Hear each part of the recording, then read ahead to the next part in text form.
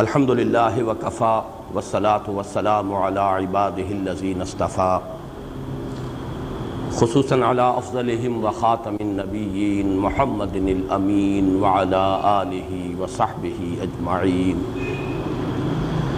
اما بعد فاعوذ باللہ من الشیطان الرجیم بسم اللہ الرحمن الرحیم والضحى واللیل اذا سجا ما ودعك ربك وما قلى وللآخرة خير لك من الأولى ولسوف يعطيك ربك فترضى ألم يجدك يتيما فآوى ووجدك ضالا فهدى ووجدك عائلا فأغنى فأما اليتيم فلا تقهر وأما السائل فلا تنهر وأما بنعمة ربك فحدث بسم الله الرحمن الرحيم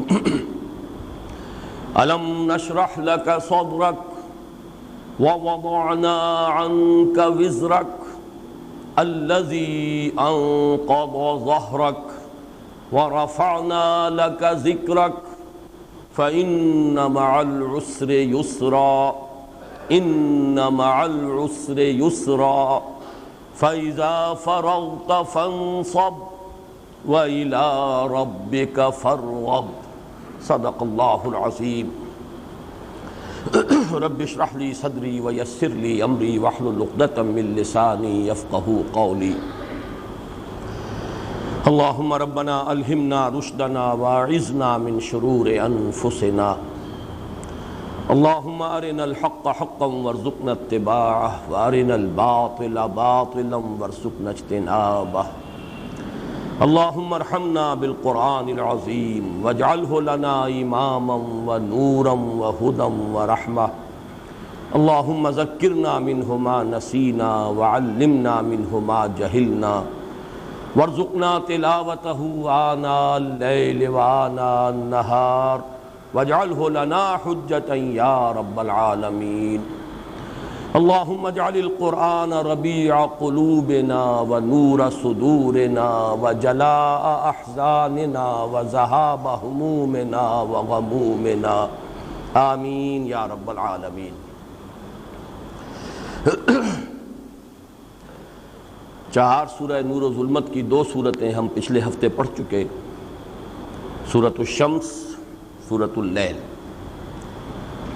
ان دونوں کے مابین جو مشابہتیں تھیں اور جوڑے ہونے کی جو نسبت تھی، اس کے بعض پہلو تو میں بیان کر چکا ہوں۔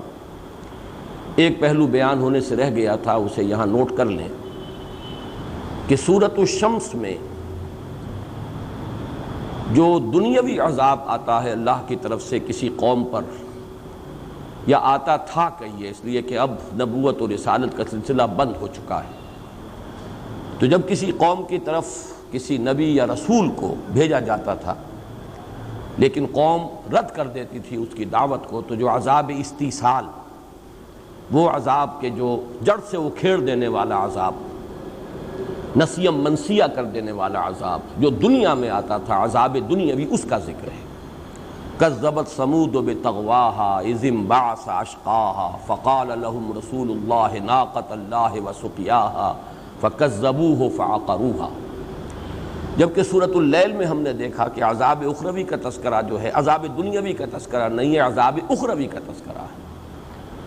وما يغني عنه ماله اذا تردى ان علينا للهدى وان لنا للآخرة والأولى فانذرتكم نارا تلظى لا يصلاها الا الاشقى الذي كذب وتولى۔ تو یہ دو عذاب ہیں، آخرت کا عذاب جو دائمی ہے، مستقل ہے، اور ایک دنیا کا عذاب، عذاب استیصال، قوموں پر ہلاکت کا اللہ تعالیٰ کا وہ فیصلہ جو کسی رسول کی دعوت کو رد کرنے کی سزا کے طور پر دنیا میں آتا رہا ہے۔ اب ہم آ رہے ہیں اس چہار سورہ نور و ظلمت کا جو دوسرا جوڑا ہے، سورۃ الضحیٰ اور سورۃ الانشراح۔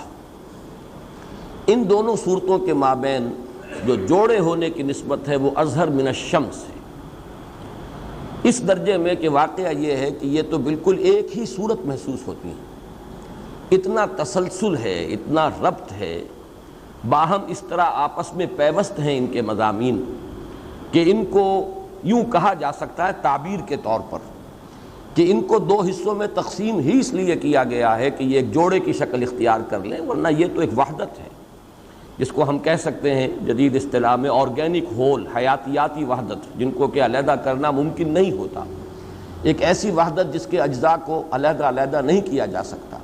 مضامین کے اعتبار سے یہ دونوں باہم اس طرح مربوط ہیں، پیوست ہیں، لیکن یہ کہ جوڑا در حقیقت ان کو بنانے کے لیے ان کو دو مستقل صورتوں کی حیثیت دی گئی۔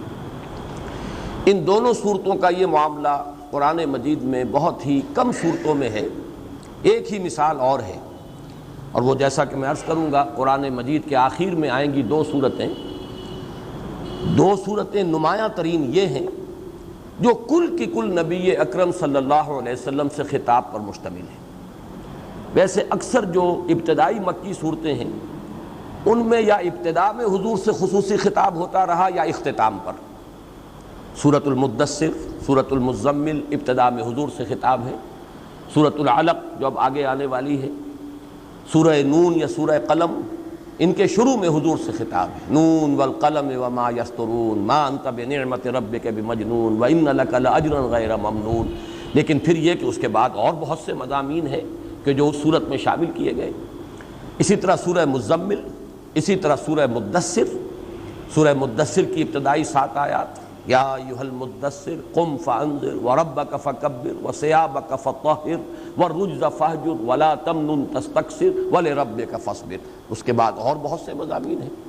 سورۃ العلق کی ابتدائی 5 آیات، اقرأ بسم ربک الذی خلق خلق الانسان من علق اقرأ وربک الاکرم الذی علم بالقلم علم الانسان ما لم یعلم۔ لیکن اب اور دوسرے مضامین شروع ہو گئے۔ لیکن یہ 4 صورتیں قرآن مجید میں ایسی ہیں، دو تو یہ ہیں سورۃ الضحیٰ، سورۃ الانشراح، کل کی کل حضور سے خطاب پر مشتمل ہے اور خصوصی معاملہ ہے، معلوم ہوتا ہے کہ خالص نجی سطح پر، یہ تو یوں سمجھیے سرگوشی کا انداز ہے، بالکل انفرادی سطح پر اللہ تعالیٰ خطاب فرما رہے ہیں نبی اکرم صلی اللہ علیہ وسلم کو۔ 2 مثالیں اور اس کی ہیں آگے چل کر، جیسے کہ انا اعطیناک الکوثر فصل لربک وانحر ان شانئک ھو الابتر۔ اب یہ بھی ظاہر بات ہے ساری 3 کی 3 آیات جو ہیں حضور سے خطاب پر مشتمل ہیں۔ یا سورۃ النصر ہے، اذا جاء نصر اللہ والفتح ورأیت الناس يدخلون فی دین اللہ افواجا فسبح بحمد ربک واستغفر انہ کان توابا۔ وہ 2 صورتیں جو ہیں قرآن حکیم کی سب سے چھوٹی صورتوں میں سے ہیں۔ 3 صورتیں ہیں قرآن حکیم کی جو 3 آیات پر مشتمل ہیں، سورۃ العصر، سورۃ الکوثر اور سورۃ النصر۔ ان میں سے 2 وہ ہیں کہ جن میں بالکل انفرادی سطح پر نبی اکرم صلی اللہ علیہ وسلم سے خطاب ہے، اور کل کی کل جو صورت ہے آپ ہی سے خطاب پر مشتمل ہے۔ یا پھر یہ 2 صورتیں یہ نسبتاً بڑی ہیں، سورۃ الضحیٰ 11 آیات پر مشتمل ہے، سورۃ الانشراح 8 آیات پر مشتمل ہے۔ پھر یہ کہ یہ جوڑے کی شکل میں ہے، وہ علیحدہ علیحدہ ہیں۔ سورۃ الکوثر جو ہے وہ شامل کی گئی ہے ارأیت الذی یکذب بالدین کے ساتھ، سورۃ النصر شامل کی گئی ہے سورۃ الکافرون کے ساتھ، لیکن یہاں یہ دونوں صورتیں جو ہیں باہم جوڑے کی شکل میں ہیں۔ تو پہلی بات تو میں نے یہ عرض کی کہ ان کے مابین جوڑے ہونے کی نسبت اظہر من الشمس ہے، یہاں تک کہ حضرت عبداللہ ابن مسعود رضی اللہ تعالی عنہ کا یہ معمول روایت کیا گیا ہے، یہ بھی کہا گیا ہے کہ وہ اسے ان دونوں کو ایک ہی صورت سمجھتے تھے، لیکن یہ کہ جو زیادہ صحیح بات ہے وہ یہ ہے کہ ان کو یہ چیز محبوب تھی کہ نماز کی ایک ہی رکعت میں ان دونوں صورتوں کو بلا فصل پڑھتے تھے، درمیان میں آیت بسم اللہ کی تلاوت نہیں کرتے تھے۔ سورۃ الضحیٰ، سورۃ الانشراح ایک ہی رکعت میں دونوں کو تسلسل کے ساتھ تلاوت کرتے تھے، یہ ان کا معمول جو ہے یہ تو ثابت ہے، لیکن اس سے یہ لازم نہیں آتا کہ ان کی رائے بھی یہ ہو کہ یہ ایک ہی صورت ہے، یہ تو اختلافی شے ہے ہی نہیں۔ جہاں تک تعداد سور کا تعلق ہے، صورتوں کی تعداد کا، وہ بالکل متفق علیہ ہیں، اس پر اجماع ہے، 114 صورتیں، ان میں کوئی اختلاف نہیں۔ ہو سکتا ہے بعض لوگوں نے ان کے اس طرز عمل سے یہ نتیجہ نکالا ہو کہ چونکہ وہ ایک ہی رکعت میں ان دونوں صورتوں کو پڑھتے ہیں بغیر درمیان میں آیت بسم اللہ کی تلاوت کیے، تو شاید اس سے نتیجہ کے طور پر یہ بات جو ہے اخذ کی گئی ہو کہ ان کے نزدیک یہ ایک صورت ہے، لیکن یہ کہ اس میں آپ کوئی اپنے ذہن میں کوئی اشکال نہ آنے دیں، یہ دو صورتیں ہیں، ایک نہایت ہی حسین و جمیل جوڑا ہے، اور پھر یہ کہ ان دونوں صورتوں کا سابقہ دو صورتوں کے ساتھ جو ربط و تعلق ہے وہ بھی اظہر من الشمس ہے، وہ میں تفصیل سے بیان کر چکا ہوں، کس طرح تدریجاً جو قسموں کا حصہ ہے وہ کم ہوتا چلا گیا۔ سورۃ الشمس میں 8 آیات، والشمس وضحاها والقمر اذا تلاها والنہار اذا جلاها واللیل اذا یغشاها والسماء وما بناها والارض وما طحاها ونفس وما سواها فالہمها فجورها وتقواها، 8 آیات قسموں پر مشتمل۔ سورۃ اللیل میں اب 3 آیات رہ گئیں، واللیل اذا یغشا والنہار اذا تجلی وما خلق الذکر والانثی۔ یہاں آ کر سورۃ الضحیٰ میں وہ 2 آیتیں رہ گئیں، والضحیٰ واللیل اذا سجا، اور آخری آیت بغیر قسموں کے براہ راست شروع ہو رہی ہے۔ یہ تدریج جو ہے بڑی نمایاں طور پر یہاں واضح ہو رہی ہے، مضامین کا جو ربط ہے ان 4 صورتوں میں، جس کی وجہ سے کہ میں نے اس کے لیے نام تجویز کیا ہے 4 سورہ نور و ظلمت۔ پھر یہ کہ ان کے مابین یہ ربط کہ جہاں تک اصل مضمون ہے وہ شروع میں بہت ہی اجمال کے ساتھ آیا۔ سورۃ الشمس میں قسمیں کس چیز پر کھائی گئیں؟ صرف 2 آیتیں، قد افلح من زکاہا وقد خاب من دساہا۔ یہ مضمون اب پھیل رہا ہے، میں عرض کر چکا ہوں، ریسیپروکل نسبت ہے، قسمیں رفتہ رفتہ کم ہو رہی ہیں، اصل مضمون جو ہے مقسم علیہ وہ رفتہ رفتہ پھیل رہا ہے، اس کے اندر وضاحت کا پہلو آ رہا ہے۔ سورۃ اللیل میں آیا ان سعیکم لشتی فاما من اعطی واتقی وصدق بالحسنی فسنیسرہ للیسری واما من بخل واستغنی وکذب بالحسنی فسنیسرہ للعسری۔ پھر یہ بات بھی میں عرض کر چکا ہوں کہ انسان کی اپنی کوشش، اپنی جد و جہد، اپنی سعی، اس سے جو بلند ترین مقام ہے جس تک انسان پہنچ سکتا ہے وہ مقام صدیقی ہے، وہاں تک بات جو ہے سورۃ اللیل میں آ چکی ہے۔ اس سے اوپر تو مقام وہی ہے، میں تشبیہ بلا تشبیہ اس وقت عرض کروں گا کہ جیسے کوئی شخص چڑھ رہا ہو اور وہ چڑھ رہا ہے اپنی محنت سے، کسی رسی کی مدد سے، یا کوئی اور سیڑھی ہے، لیکن سیڑھی کہیں اوپر جا کر جہاں اسے پہنچنا ہے شارٹ رہ گئی ہے، کم رہ گئی ہے، اب وہ محتاج ہے کہ کوئی اوپر سے اس کا ہاتھ پکڑ کر کھینچ لے تو وہ اوپر چلا جائے گا، ورنہ ممکن نہیں۔ یہ سمجھیے کہ مقام صدیقیت تک انسان خود اپنی محنت سے، مشقت سے، اپنے زور بازو سے پہنچ سکتا ہے۔ اوپر کا مرتبہ جو ہے مرتبہ نبوت، وہ تو خالص وہبی ملکہ ہے، وہ اللہ کی طرف سے عطا کی جانے والی شے تھی، وہ اکتسابی شے تھی ہی نہیں، وہ تو پھر اوپر سے کوئی ہاتھ پکڑ کر کھینچے تو وہ مرتبہ جو ہے انسان کو حاصل ہو سکتا ہے، اور وہ مرتبہ ہے در حقیقت کہ جس پر گفتگو ہو رہی ہے ان 2 صورتوں میں۔ تو اس اعتبار سے بھی تدریجاً ارتقاء ہوا ہے مضمون کا، چنانچہ میں امام راضی کا یہ قول آپ کو سنا چکا ہوں کہ سورۃ واللیل سورۃ ابو بکر رضی اللہ تعالی عنہ، و سورۃ والضحیٰ سورۃ محمد صلی اللہ علیہ وسلم۔ سورۃ واللیل جو ہے وہ سورۃ صدیقیت ہے، حضرت صدیق اکبر حضرت ابو بکر رضی اللہ تعالی عنہ کی صورت ہے، اور یہ سورۃ الضحیٰ اور سورۃ الانشراح ان دونوں کو ایک ہی سمجھیے، تو یہ دونوں در حقیقت سورۃ محمد ہیں صلی اللہ علیہ وسلم۔ یہاں تو ساری گفتگو حضور سے ہو رہی ہے۔ یہ ترتیب بھی میں بتا چکا ہوں کہ وہ صورت ختم ہوئی تھی سورۃ اللیل وَلَسَوْفَ يَرْضَىٰ، یہ غائب کا صیغہ ہے، اس لیے کہ صدیق سے خطاب براہ راست نہیں ہوتا، بواسطہ نبی ہوتا ہے، لیکن یہاں آیت آ رہی ہے وَلَسَوْفَ يُعْطِيكَ رَبُّكَ فَتَرْضَىٰ، یہ جو ہے خطاب کا صیغہ ہے، حضور سے براہ راست گفتگو ہو رہی ہے، اس لیے کہ نبی سے تو مخاطبہ جو ہے وہ براہ راست ہوتا ہے۔ تو ان دونوں صورتوں کا جو ربط ہے سابق دونوں صورتوں سے وہ بھی واضح ہے۔ اب تیسری بات جو میں عرض کرنا چاہتا ہوں وہ یہ ہے، قرآن حکیم کا ایک خاص وصف ہے، اس پر میں نے بھی گفتگو کی ہے، جو میرا وہ کتابچہ ہے ہماری اس پوری دعوت اور تحریک میں بڑی اساسی اہمیت کا حامل ہے، مسلمانوں پر قرآن مجید کے حقوق، اس میں میں نے بھی اس پر گفتگو کی ہے، اور مولانا اصلاحی صاحب نے بھی جو تدبر قرآن نامی کتاب تھی جو ابتدا میں انہوں نے لکھی تھی، بہت ابتدا میں، اب وہ مبادئ تدبر قرآن کے نام سے شائع ہوتی ہے، اور یہ نام میں نے ہی اس کا تجویز کیا تھا۔ جب تفسیر لکھنی شروع کی انہوں نے تدبر قرآن کے نام سے، تو اس کتاب کے لیے علیحدہ نام میں نے تجویز کیا کہ یہ مبادئ تدبر قرآن ہے۔ اس میں انہوں نے اپنے عالمانہ انداز میں بحث کی ہے، اور وہ یہ نکتہ ہے کہ قرآن حکیم ایک ایسی کتاب ہے جس میں بیک وقت دو متضاد چیزیں جمع ہیں۔ ایک اعتبار سے یہ آسان ترین کتاب ہے، وَلَقَدْ يَسَّرْنَا الْقُرْآنَ لِلذِّكْرِ فَهَلْ مِن مُدَّكِرٍ، ہم نے اس قرآن کو تذکر کے لیے، نصیحت اخذ کرنے کے لیے، رہنمائی حاصل کرنے کے لیے نہایت آسان کر دیا ہے، تو ہے کوئی جو نصیحت اخذ کرنا چاہے؟ ظاہر بات ہے کہ ایسا اوپن چیلنج جو ہے اسی وقت تھرو کیا جا سکتا تھا جبکہ کتاب آسان ہوتی، کتاب مشکل ہوتی تو پھر تو بڑے ذہین لوگوں ہی کے سمجھنے کی بات تھی، بہت ہی جو عقلی صلاحیتیں اور استدلال کی قوت جو ہے اس سے مسلح ہو تو پھر وہی مخاطب ہو سکتے تھے، اہل منطق، اہل فلسفہ یا اہل سائنس ہی اس کے مخاطب ہو سکتے تھے، پھر عام انسان تو مخاطب نہیں ہو سکتا تھا۔ لیکن یہ چیلنج ہے وَلَقَدْ يَسَّرْنَا الْقُرْآنَ لِلذِّكْرِ فَهَلْ مِن مُدَّكِرٍ۔ ایک انتہا یہ ہے کہ آسان کتاب، نہایت آسان کتاب، لیکن دوسرا پہلو نہایت مشکل کتاب، اس کی گہرائی کو ناپنا ممکن نہیں ہے، کسی انسان کے لیے ممکن نہیں، وہ رازی ہو، زمخشری ہو، کوئی ہو، کسے باشد، کشاف ہو، رومی ہو، رازی ہو، غزالی ہو، کوئی بھی ہو، کسی کے لیے ممکن نہیں ہے کہ اس کی گہرائی تک پہنچ جائے، اس لیے کہ یہ تو اس کی اتھاہ ہے، اس کی گہرائی، اس کی وسعت، کوئی شخص جو ہے اس کو عبور نہیں کر سکتا کہ یہ کہہ سکے جیسے دریا میں نے عبور کر لیا، ایک کنارے سے دوسرے کنارے تک چلا گیا، اس لیے کہ یہ تو ناپیدا کنار ہے، اس کا کوئی کنارہ ہے ہی نہیں۔ اس اعتبار سے تدبر قرآن کے اعتبار سے یہ مشکل ترین کتاب ہے، اور تذکر بالقرآن کے اعتبار سے یہ آسان ترین کتاب ہے۔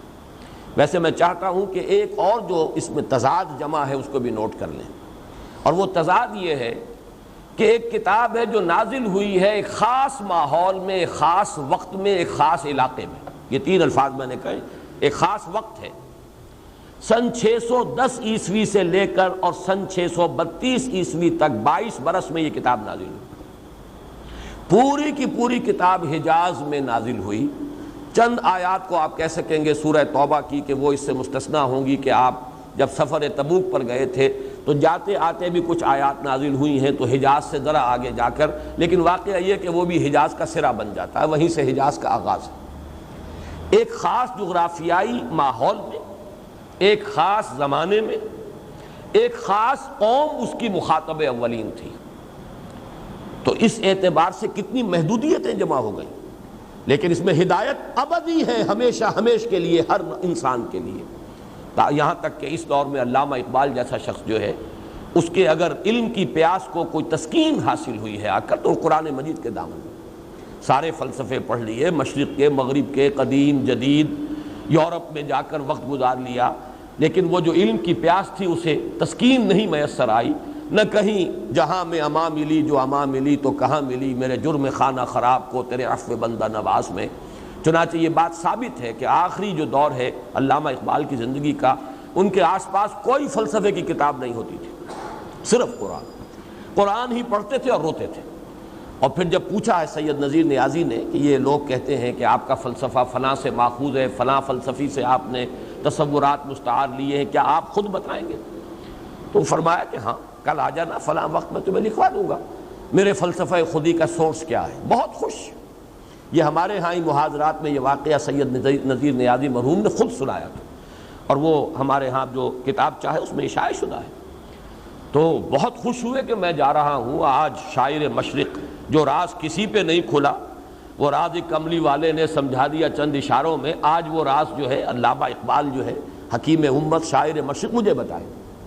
تو پینسل کاغذ لے کر بیٹھا ہوں تو کہا کہ ذرا یہ قرآن مجید نکال لاؤ، تو کہتے ہیں کہ میں حیران رہ گیا، بلکہ ایک اعتبار سے یہ سمجھیے اوس سی پڑ گئی مجھ پر، لیکن یہ کہ پھر ان کا سورۃ الحشر کھولو، اس کا آخری رکوع اور وہ آیت وَلَا تَكُونُوا كَالَّذِينَ نَسُوا اللَّهَ فَأَنسَاهُمْ أَنفُسَهُمْ أُولَٰئِكَ هُمُ الْفَاسِقُونَ۔ اب یہ ہے آیت، یہ ہے در حقیقت میرے فلسفہ خودی کا سورس۔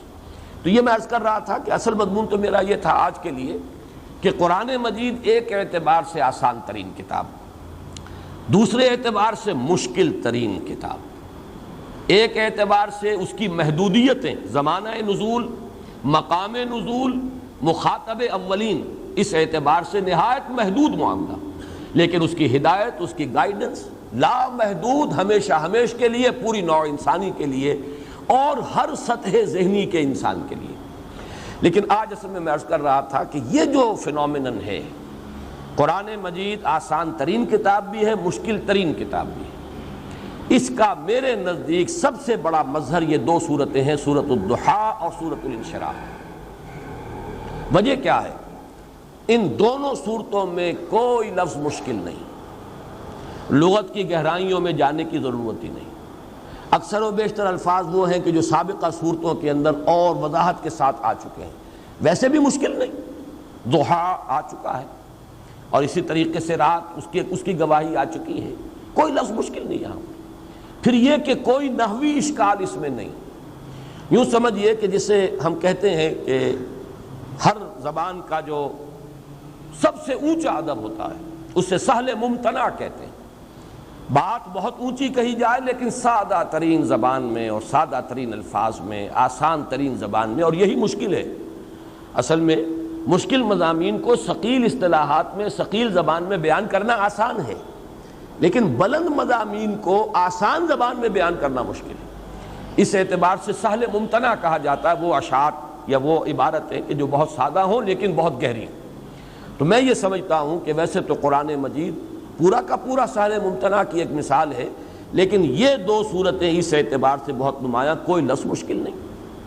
معلوم ہوتا ہے کہ صاف سا ترجمہ ہر شخص کر لے گا، لیکن یہ ہے کہ جبکہ نہ کوئی لفظ مشکل نہ کوئی نحوی اشکال، اس کے باوجود بعض پہلو ایسے ہیں کہ جن کے اعتبار سے نہایت مشکل سوالات سامنے آتے ہیں، اور وہ دو پہلو یہ ہیں کہ یہاں مخاطب ہے محمد صلی اللہ علیہ وسلم، آپ کا مقام، آپ کا مرتبہ، زبان لڑکھڑاتی ہے آپ کے لیے لفظ ضال استعمال کرنا۔ وہ کیا تھا بوجھ جو آپ پر پڑا ہوا تھا؟ الذی انقض ظہرک، جو آپ کی کمر کو توڑے دے رہا تھا، وہ کون سا بوجھ تھا؟ کیا مشقت تھی؟ پھر یہ کہ نظر آ رہا ہے جیسے کہ ہمت کچھ پست سی ہو رہی ہو۔ اب دیکھیے میں یہ الفاظ استعمال کر رہا ہوں اور ڈر رہا ہوں کہ حضور کی شان میں یہ لفظ ہم استعمال کریں، لیکن ان صورتوں کا جو پس منظر ہے وہ سامنے آ ہی نہیں سکتا۔ جیسے کچھ بددلی سی ہے، جیسے کچھ مایوسی سی ہے، جیسے کچھ حوصلہ پست ہو رہا ہے، جیسے کچھ ہمت جواب دے رہی ہے، جیسے کوئی اعصابی اضمحلال ہے۔ یہ کیفیات اب حضور کے بارے میں ان چیزوں کا تصور کرنا، آپ کا مقام رفیع، آپ کا مرتبہ بلند، اس کے حوالے سے یہ سوالات جب اٹھتے ہیں تو واقعہ یہ کہ ایک آدمی گھبرا کر رہ جاتا ہے۔ بلکہ آج میں سوچ رہا تھا کہ میں نے سورہ الحدید کی اس آیت کے بارے میں بارہا جو آپ کو الفاظ سنائے ہیں امام رازی رحمۃ اللہ علیہ کے، هو الاول والآخر والظاہر والباطن کے بارے میں، اعلم ان هذا المقام مقام غامض مہیب عمیق، ہوشدار کے رہبر دم تیغ قدم راہ، ہوشیار ہو جاؤ، یہ مقام بڑا خطرناک ہے، بہت یوں مہیب ہے، پر ہیبت ہے، پر جلال ہے، بہت گہرا ہے، بہت مخفی ہے۔ هو الاول والآخر والظاہر والباطن، اس لیے کہ اس میں اللہ کی ذات زیر بحث آ رہی ہے، باقی تمام معاملات صفاتی ہیں، یہاں پہ کوئی مسئلہ ذات کا ہے۔ کوئی خاص وجہ ہے کہ یہاں حرف واو آ رہا ہے جبکہ اللہ تعالیٰ کے اسماء میں قرآن مجید میں کہیں درمیان میں حرف عطف نہیں آتا۔ هو اللہ الذی لا الہ الا هو الملک القدوس السلام المؤمن المہیمن العزیز الجبار المتکبر، 8 اسماء آ گئے، حرف عطف نہیں ہے۔ لیکن یہاں هو الاول والآخر والظاہر والباطن، کیا وجہ ہے؟ اتنا فرق اسلوب کا کیوں ہے؟ اور وہاں پر یہ کہ واقعتاً آدمی جو ہے حیران اور ششدر ہو کر کھڑا رہ جاتا ہے، زبان کھولتے ہوئے ڈرتا ہے کہ کیسے تعبیر کروں اس حقیقت کو۔ ذرا سی زبان جو ہے اگر پھسل گئی تو وہ کفر ہو جائے گا، وہ ہماوست بن جائے گا، پینتھیزم بن جائے گا۔ لیکن یہ کہ الفاظ کچھ بول رہے ہیں، ابھر کر سامنے آ رہے ہیں، ان کا حق ادا کرنے کو ظاہر بات ہے اس کا تقاضا ہے کہ حق ادا کیا جائے، وہی اول وہی آخر وہی ظاہر وہی باطن، معلوم ہوا وہی وہ، اب کیسے تعبیر کریں اس کو؟ تو جیسے وہ مقام ہے جس کے بارے میں وہ الفاظ کہ اعلم ان ھذا المقام مقام غامض محیب عمیق، اسی طرح کا مقام یہ ہے میرے نزدیک سورۃ الضحیٰ اور سورۃ الانشراح۔ یہاں ذات محمدی زیر بحث ہے صلی اللہ علیہ وسلم، اور بلکہ جیسا کہ بہت سے شعراء نے تو کہا ہے کہ اللہ تعالیٰ کی ذات کے بارے میں تو آدمی کچھ کمی بیشی کر بھی جائے تو کوئی گھبراؤ نہیں، کوئی ایسی بات نہیں ہے، با خدا دیوانہ باشد با محمد ہوشیار، یہ تو بڑی نزاکت کا معاملہ ہے۔ نفس گم کردمی آیت جنید و بایزیدیں جا، یہ تو وہ مقام ہے کہ یہاں پر آ کر بایزید اور جنید جو ہے ان کی بھی جو ہے یوں سمجھیے کہ ان کی بھی سٹی گم ہو جاتی ہے. یہ الفاظ میں نے ذرا ثقیل الفاظ، نفس گم کردمی آیا جنید و بایزیدی جا. تو یہ جو مقام ہے ذات محمدی صلی اللہ علیہ وسلم اور ان کے وہ احساسات، اب ان کے بارے میں وہ الفاظ استعمال کرتے ہوئے زبان لڑکھڑاتی ہے. اسی اعتبار سے میں یہ عرض کر دوں، ان صورتوں کا حق نہ لغت اور ادب کے ماہرین ادا کر سکتے ہیں. اس میں تو کوئی اشکالات ایسے ہیں ہی نہیں، نہ لغت کے، نہ ادب کے، نہ بیان کے، نہ نحوی اشکال. اسی طریقے سے ان صورتوں کا حق جو اہل عقل اور اہل منطق ہیں وہ بھی ادا نہیں کر سکتے. اور میں اپنی یہ گواہی نوٹ کرا دینا چاہتا ہوں، ریکارڈ پر لے آنا چاہتا ہوں. بہت مایوسی ہوئی ہے مجھے امام راضی کی تفسیر سورۃ الضحیٰ اور سورۃ الانشراح کی پڑھ کر. معلوم ہوتا ہے جس کو انگریزی میں کہتے ہیں بیٹنگ اباؤٹ دی بش، ادھر ادھر ہی چکر لگا رہے ہیں. ان صورتوں کا جو اصل مضمون ہے معلوم ہوتا ہے کہ اس تک ان کی رسائی نہیں ہو رہی. اس کے حوالے سے میں آپ کو ایک خاص بات بتا دینا چاہتا ہوں. تفسیر قرآن کوئی کامل مکمل نہیں ہے، ممکن نہیں ہے کہ کوئی کامل اور مکمل تفسیر ہو سکے. کامل تو قرآن ہے، اس لیے کہ اللہ کا کلام ہے. اللہ کے علم میں کمی نہیں، اللہ کی حکمت میں کمی نہیں، حکمت بالغہ، حکمت کاملہ، علم کامل. لیکن ہر انسان چاہے وہ راضی ہو اور چاہے وہ کشاف ہو اور چاہے وہ ابن کثیر ہو، چاہے وہ ابن تیمیہ ہو رحمہم اللہ، سب کا اپنا اپنا مقام ہے. لیکن ہر شخص کا اپنا ایک مزاج ہوتا ہے، ہر شخص کا ایک زاویہ نگاہ ہوتا ہے، ہر شخص کا اپنا ایک ذوق ہوتا ہے. کوئی شخص بھی اس سے ماورا نہیں ہو سکتا. ہر شخص کا ایک ذوق ہے، ایک مزاج ہے، ایک افتاد طبع ہے. اس کے اعتبار سے اسے یہ جو حقیقت کلی ہے قرآن کی، اس کے کسی ایک پہلو سے یا بہت بڑا تیر کوئی مارے گا تو ایک سے زائد دو پہلوؤں سے اس کو مناسبت ہو جائے گی. لیکن ہمہ جہتی اس کا تعلق ہونا، تمام فیسٹس جو ہیں قرآن کے، تمام پہلو جو ہیں ان کا احاطہ کرنا کسی ایک انسان کے بس میں نہیں. بعض لوگ جو ہیں تفسیر کرتے ہیں روایات کی بنیاد پر، بعض کرتے ہیں جیسے کہ امام راضی ہیں منطق کی بنیاد پر، فلسفے کی بنیاد پر. امام زمخشری نے سارا زور لگا دیا ہے ادب پر اور لغت پر. اپنا اپنا ہے، ان کی کنٹریبیوشن ہے، اور ہمارے لیے سب کی کنٹریبیوشن جو ہے وہ بہت ہی قابل قدر ہے. ہمیں ادھر سے بھی لینا، ادھر سے بھی لینا. لیکن یہ کہ اس میں قطعاً کسی شخص کی توہین نہیں ہے اگر یہ کہا جائے کہ فلاں شخص فلاں پہلو سے گویا کہ محروم رہا ہے، ایک پہلو سے اس نے کنٹریبیوٹ کیا ہے، بہت کچھ ہمیں دیا ہے اور ہمیں اس کی قدر کرنی چاہیے. اسی کے حوالے سے میں نے چونکہ جو بھی میری سوچ ہے اور میرا مطالعہ رہا ہے، اور اب تو ظاہر بات ہے کہ عمر کے آخری سرحدوں میں پہنچا ہوا ہوں، جو بھی سوچنا تھا سوچ چکا ہوں. لیکن یہ کہ میں نے اپنی سوچ کے بھی 4 اینگلز جو ہیں وہ بتائے ہیں کہ میں نے 4 گوشوں سے استفادہ کیا ہے. قرآن مجید کا ایک پہلو ہے تحریک، انقلاب، حرکت. یہ مولانا ابوالکلام آزاد اور مولانا مودودی، ان دونوں نے در حقیقت قرآن کے اس پہلو کو نمایاں کیا. بہت بڑی کنٹریبیوشن ہے. قرآن کا ایک پہلو یہ ہے اس کا اسلوب، اس کا باہمی ربط، اس کے الفاظ، اس کی آیات کا آپس میں ربط، سورتوں کا آپس میں ربط، سورتوں کے گروپ بنے تو ان کا ربط. یہ وہ پہلو ہے جو مولانا فراہی اور مولانا اصلاحی صاحب نے اس میں بہت کچھ کنٹریبیوٹ کیا ہے. لیکن ایک ہے قرآن مجید کا اسلاف کے ساتھ اور کچھ تصوف کی چاشنی کے ساتھ، یہ جو ایسوٹیرک ایلیمنٹ ہے، باطنی جو پہلو ہے دین کا اور قرآن مجید کا، یہ جس سے کہ اہل تصوف نے جس سے زیادہ دلچسپی لی ہے وہ پہلو، اس کو ہمارے اسلاف میں سے آج کے زمانے میں سمجھتا ہوں کہ مولانا شبیر احمد عثمانی رحمۃ اللہ علیہ کے حواشی اور در حقیقت ترجمہ جو ہے ان کے استاذ کا ہے حضرت شیخ الہند کا. پھر یہ کہ قرآن مجید کے حوالے سے فکر جدید پر تنقید، کہ فکر جدید اور جدید نظریات میں کتنا حصہ غلط ہے، کتنا صحیح ہے. یہ تو ظاہر بات ہے وہی شخص کر سکتا تھا جس نے جدید فلسفہ اور فکر پڑھا ہو. یہ عام علماء کے بس کا ہوگی نہیں جنہوں نے وہ پڑھا ہی نہیں، اس کوچے میں ان کا گزر ہی نہیں، انہیں پتہ ہی نہیں برٹرینڈ رسل کیا کہتا ہے اور آئنسٹائن کس بلا کا نام ہے. تو ظاہر بات ہے کہ ان کے نظریات میں کتنی چیز جو ہے وہ صحت پر مبنی ہے، فرائیڈ کیا کہتا ہے اور مارکس کا فلسفہ کیا ہے. یہ تو وہی کہیں گے جنہوں نے اس کوچے کے اندر خاک چھانی ہو. اس میں یہ ہے کہ علامہ اقبال اور ڈاکٹر رفیع الدین، یہ دو اصل میں دو کے جوڑے ہیں، ڈاکٹر اقبال، ڈاکٹر رفیع الدین، مولانا فراہی، مولانا اصلاحی، مولانا ابوالکلام، مولانا ابوالاعلیٰ، شیخ الہند، شیخ الاسلام، 2 شیخین دو ڈاکٹرز، دکترین عربی میں آپ اسے کہیں گے، دو ابوین، ابو الکلام ابو الاعلیٰ، اور دو یہ جن کی نسبت جو ہے فراہی اصلاحی یا نسبتی جن کے ناموں میں آ رہا ہے.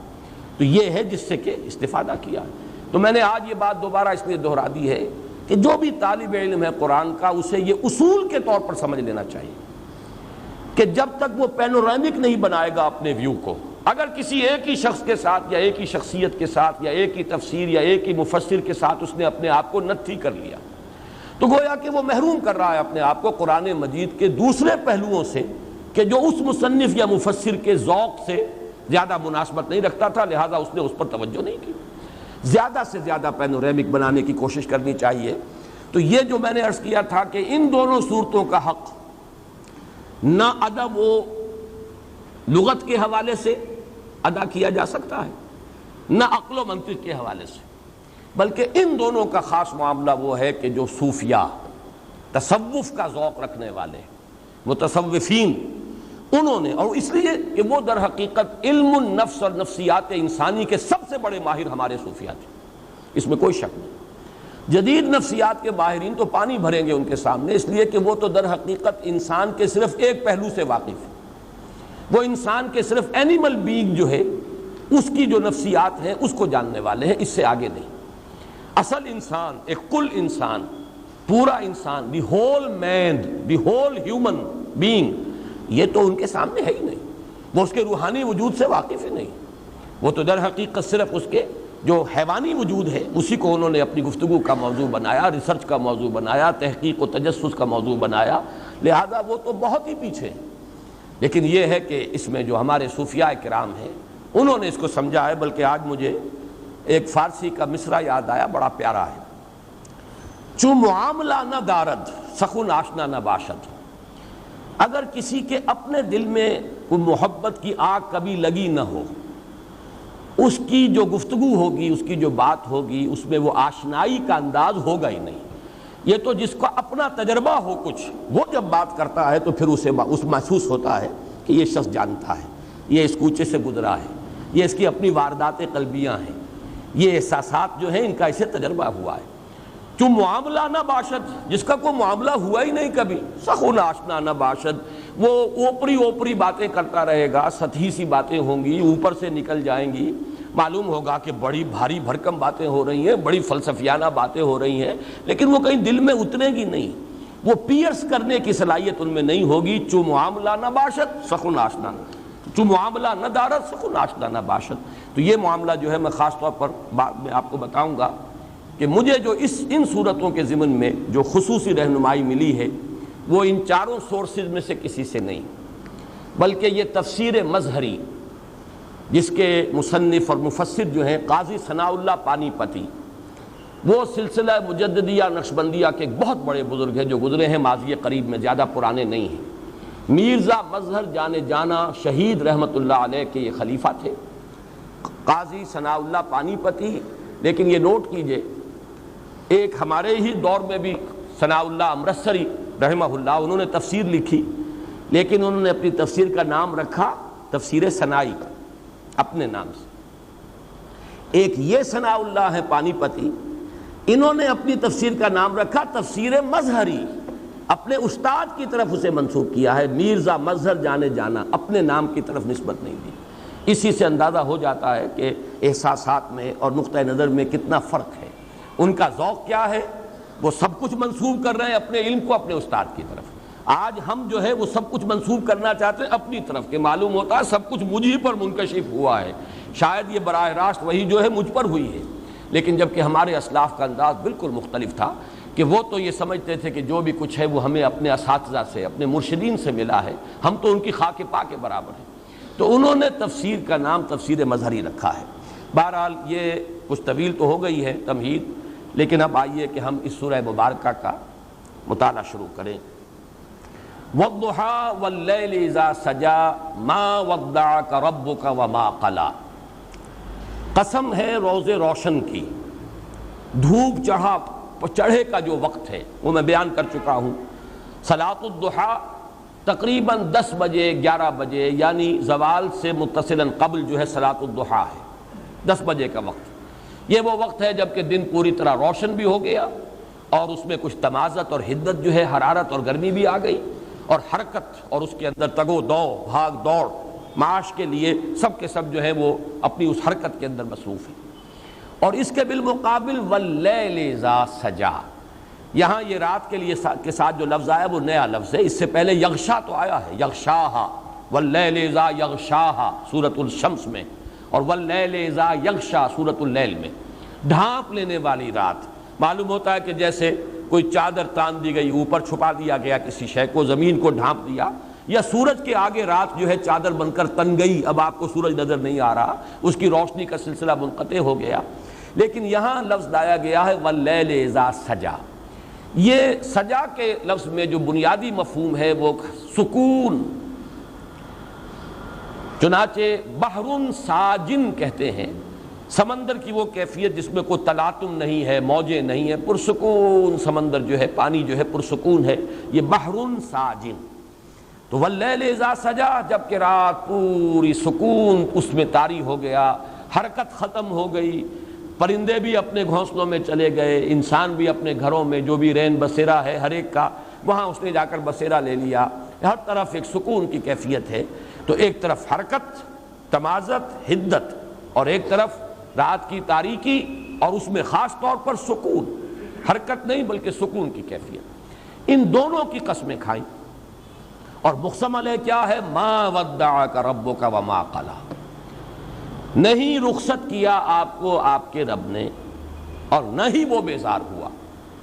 اب یہ الفاظ جو ہیں خاص طور پر نوٹ کیجئے، ان کے پس منظر میں کیا چیز جھلک رہی ہے کہ کوئی ایسا احساس شدید ہوا ہے محمد الرسول اللہ صلی اللہ علیہ وسلم کو، کوئی ایسا اندیشہ لاحق ہوا ہے کہ شاید میرا رب ناراض ہو گیا، شاید میرے رب نے مجھ سے اپنا تعلق منقطع کر لیا، شاید میرے رب نے مجھے چھوڑ دیا، شاید اس کی عنایتیں اب شامل حال نہیں رہی، شاید اس کی شفقت و محبت جو ہے اب میں اس کا مرکز نہیں رہا۔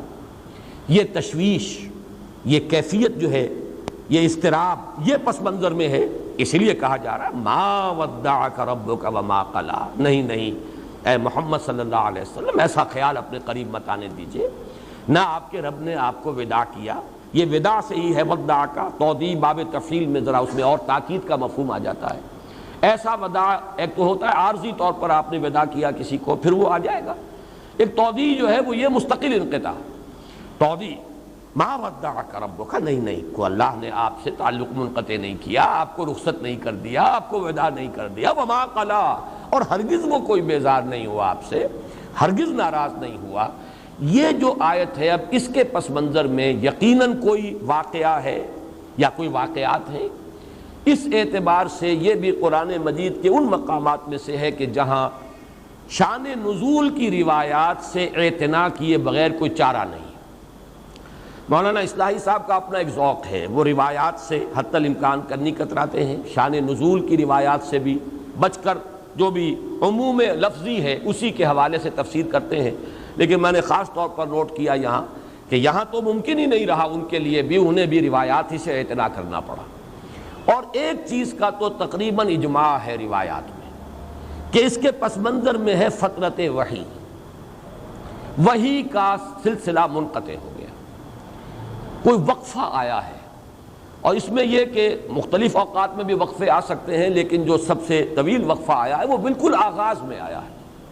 اور یہ سورہ مدثر کے شروع میں بھی جب اس کا پس منظر بیان ہوتا ہے تو اس میں بھی یہ بات آتی ہے کہ حضور صلی اللہ علیہ وسلم پر بہت ہی وہ دن سخت گزرے ہیں فترت وحی کے، اس لیے کہ سورہ مزمل اور سورہ مدثر کے مابین کچھ فصل آ گیا ہے، ایک وقت گزرا ہے، مدت گزری ہے کہ جس میں وحی کا سلسلہ منقطع ہو گیا۔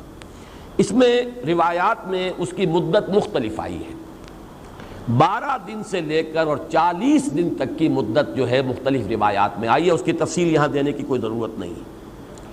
لیکن اس کے حوالے سے جو بات کی ہے، جو ہمارے خاص طور پر جو ریشنلسٹ قسم کے مفسرین ہیں انہوں نے جو بات کی ہے، وہ بات یہ کی ہے کہ وحی کی اصل میں آپ کو ضرورت ہوتی تھی اس لیے کہ مختلف مسائل جو پیدا ہو جاتے تھے، الجھنیں پیدا ہو جاتی تھی، ان کا حل ملتا تھا، لوگ سوالات کرتے تھے، ان کا جواب حضور کو وحی سے ملتا تھا۔ یسألونک عن الروح قل الروح من امر ربی، یسألونک عن ذی القرنین، بتا دیجئے قل ساتلو علیکم منہ ذکرا۔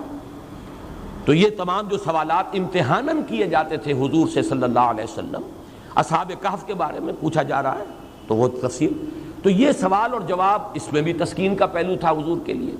یا کوئی اعتراض کر دیتے تھے لوگ، اب اعتراض کا جواب دینا ہے۔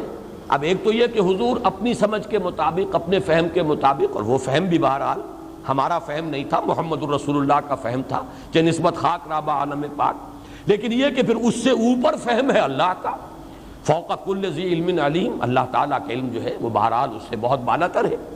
تو علم خداوندی سے جب جوابات آتے تھے اعتراضات کے تو ان کے اندر زیادہ تسکین کا پہلو ہوتا تھا۔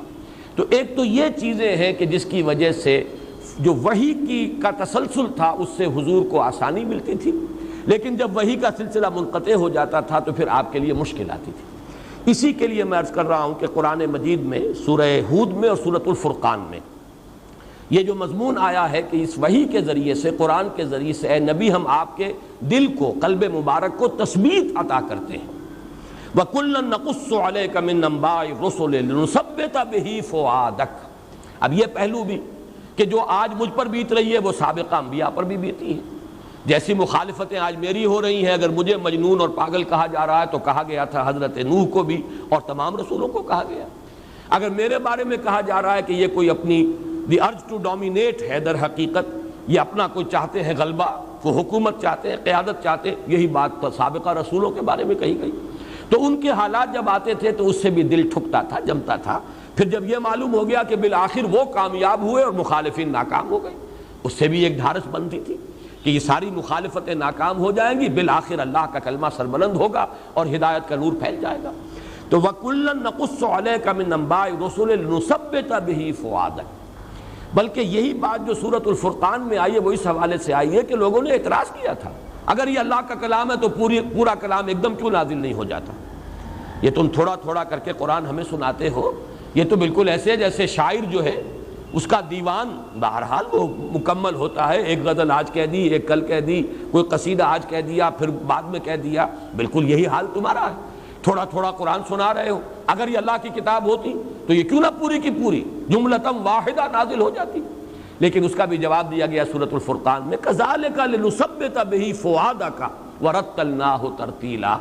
یہ اس لیے ہے کہ ہم آپ کے دل کو اس کے ذریعے سے تثبیت، دل کے لیے ثبات کا سامان کرنا چاہتے ہیں، اور چونکہ یہ ایک پیہم جد و جہد ہے جو آپ کو کرنی ہے اور مسلسل یہ رد و قدا جاری رہنی ہے، لہذا ایک ہی دم نہیں، جیسے جیسے حالات ہوں گے ویسے ویسے ہم آپ کی تثبیت قلبی کا سامان آپ کو اس وحی کے ذریعے سے دیتے چلے جائیں گے۔ تو یہ مضمون اپنی جگہ پر تو بہت مکمل ہے، لیکن اشکال کیا ہے؟ اشکال جیسا کہ میں نے عرض کیا تھا، بہت سے اشکالات پیدا ہو جاتے ہیں۔ ایک اشکال اس اعتبار سے کہ حضور کی شان، علو شان کو پیش نظر رکھیں تو بعض باتیں جو ہیں اس کے ساتھ مناسبت رکھتی ہوئی بظاہر نظر نہیں آتی۔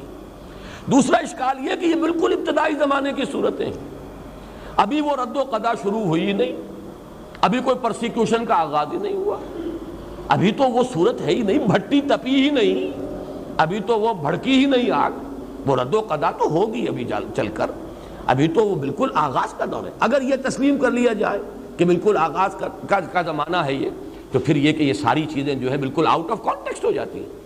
آپ چاہے ادھر سے ادھر سے قرآن مجید کی آیات کے حوالوں سے جتنا چاہیں اس کے اندر وزن پیدا کر لیں، لیکن اس کانٹیکسٹ کے اندر وہ آؤٹ آف کانٹیکسٹ ہے، اس لیے کہ تو بالکل ابتدائی زمانے کا یہ جو صورتیں ہیں بالکل ابتدائی دور کی صورتیں ہیں۔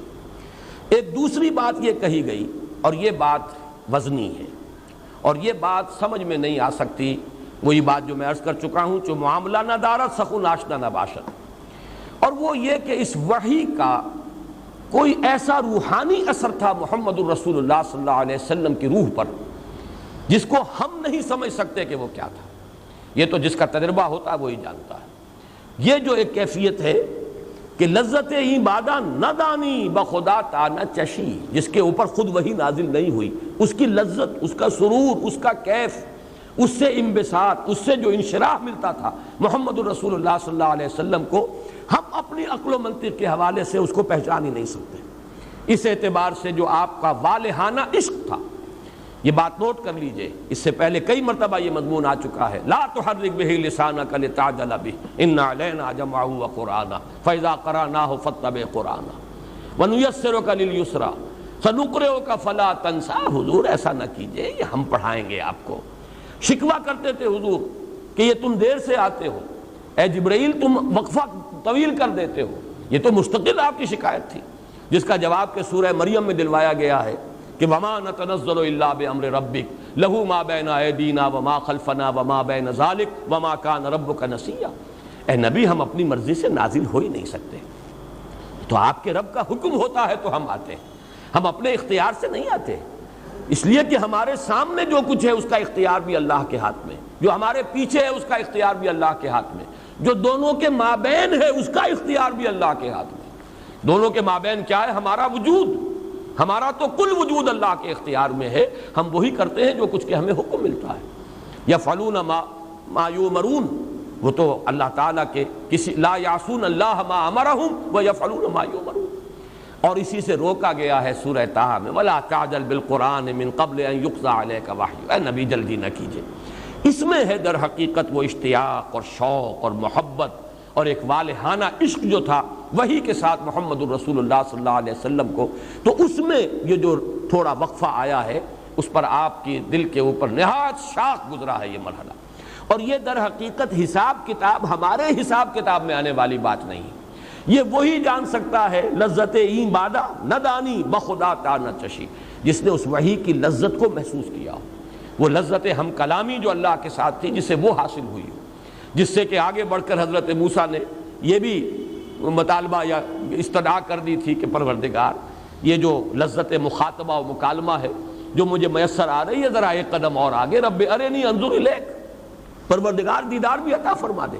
اب یہ آگ جو بھڑکی ہے آتش شوق، اسی کا تو مظہر ہے یہ دعا۔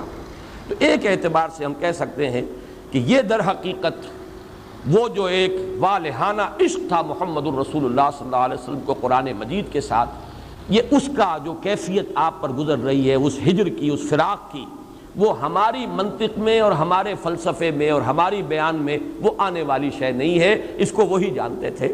اور اس میں ہی در حقیقت وہ مصرع بھی نوٹ کر لیجئے کہ عشق است و ہزار بدگمانی، جہاں محبت کا معاملہ شدید ہوگا وہاں بدگمانی بہت جلدی ہو جاتی ہے، اگر محبت شدید نہیں ہے بدگمانی بھی جلدی نہیں ہوگی۔ عشق است و ہزار بدگمانی، اصل میں یہ جو مضامین لطیف ہیں ان کو شعراء نے جس طریقے سے تعبیر کیا ہے، اسی لیے آج کے درس میں آپ شاید محسوس کر رہے ہوں کہ یہ کچھ زیادہ ہی میں اشعار کا حوالہ دے رہا ہوں۔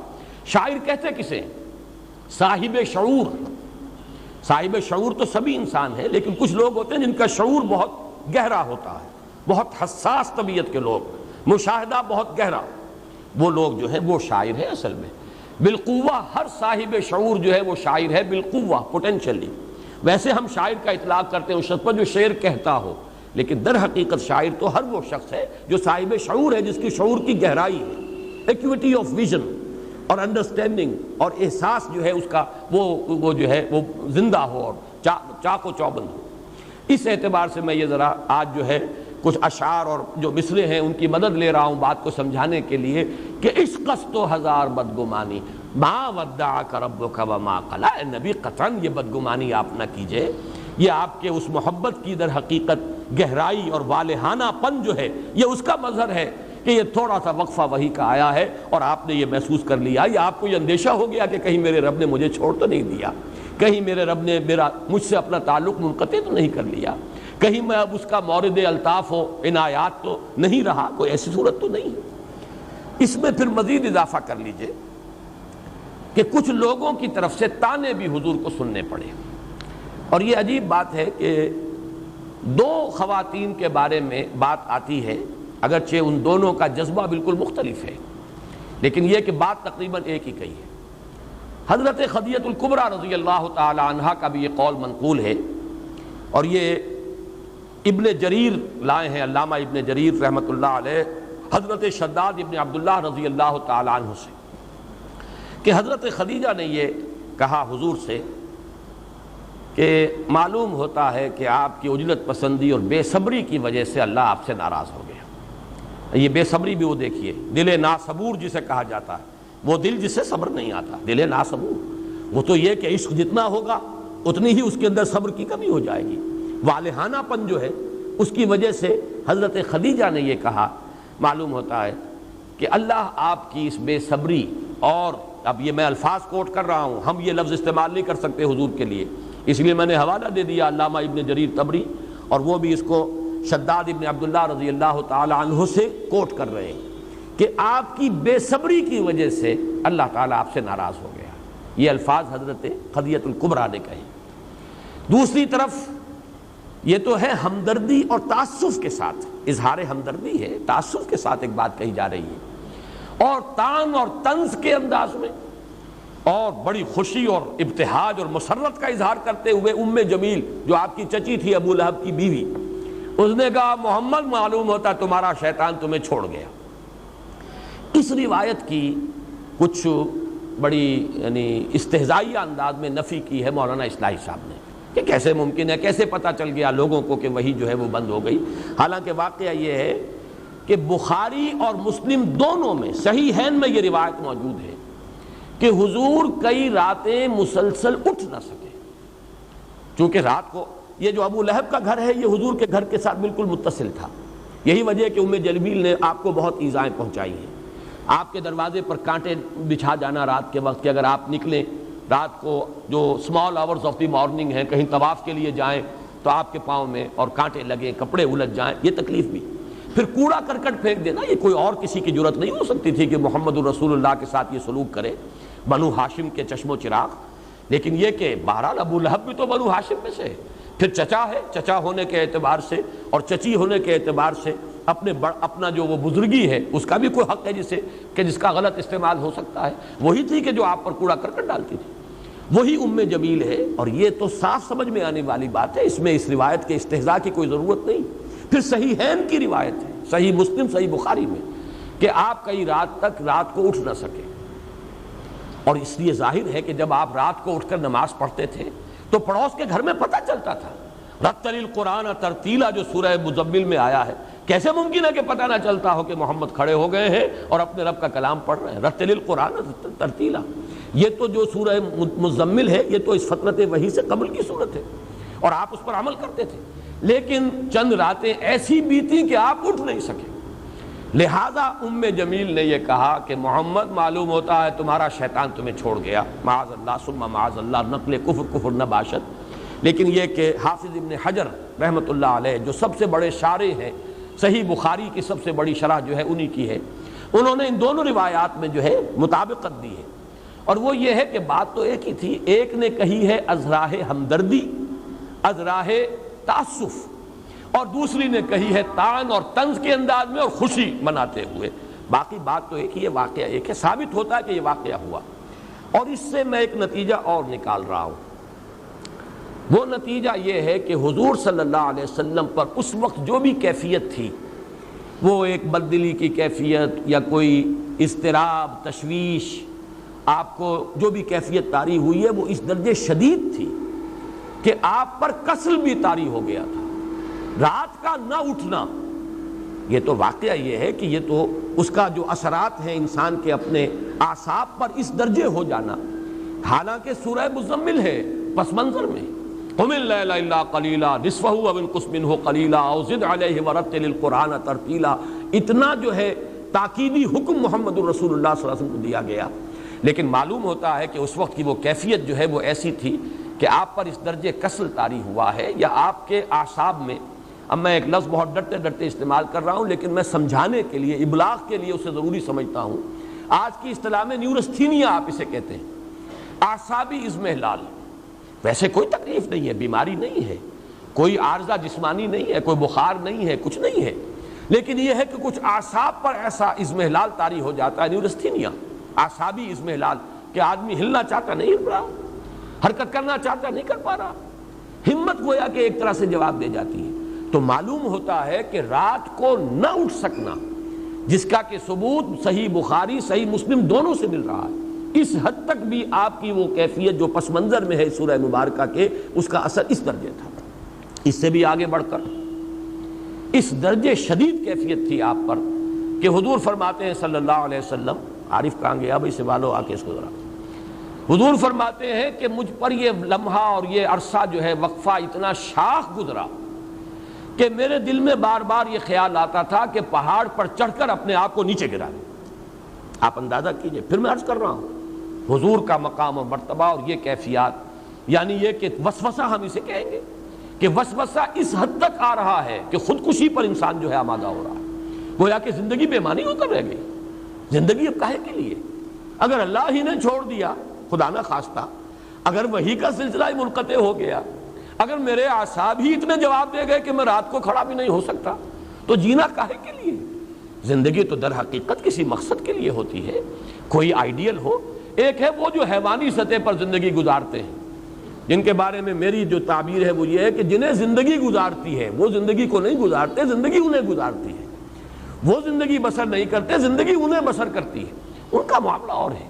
لیکن ایک وہ جس کا زندگی میں کوئی آئیڈیل ہے، کوئی محبوب ہے، کوئی اعلیٰ نصب العین ہے، کوئی مطلوب ہے، تو اس کے لیے تو زندگی جو ہے اسی اپنے نصب العین سے عبارت ہو کر رہ جاتی ہے۔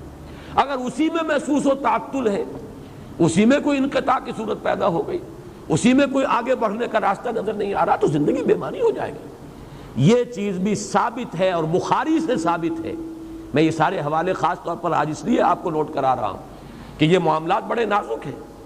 حضور کا مقام و مرتبہ تو یہ تو نفس گم کردہ می آیت جنید و بایزیدی جا، یہ تو بہت نازک مقام ہے۔ اس اعتبار سے مجھے ساری باتیں جو میں کہہ رہا ہوں، اگر صرف میری بات آپ سمجھیں گے تو آپ کو بدگمانی مجھ سے ہو جائے گی۔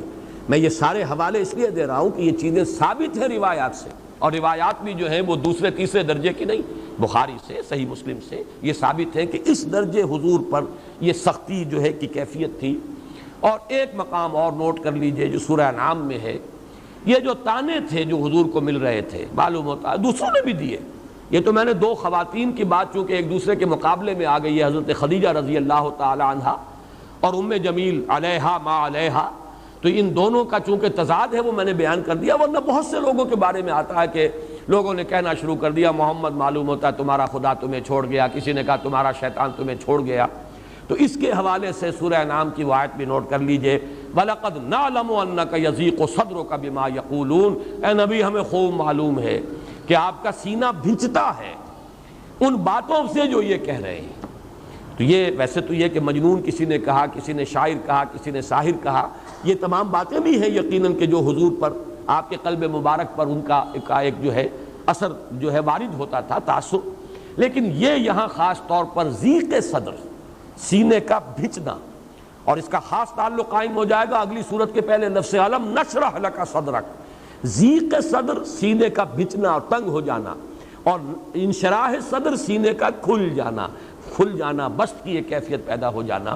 تو یہ ضیق کا لفظ جو ہے یہ سورہ انعام کی اس آیت میں آیا ہے، وَلَقَدْ نَعْلَمُ أَنَّكَ يَضِيقُ صَدْرُكَ بِمَا يَقُولُونَ، بلکہ یہ سورہ ہجر میں ہے غالباً، سورہ ہجر میں یہ الفاظ آئے، یا سورہ انعام میں میں اس وقت مستحضر نہیں۔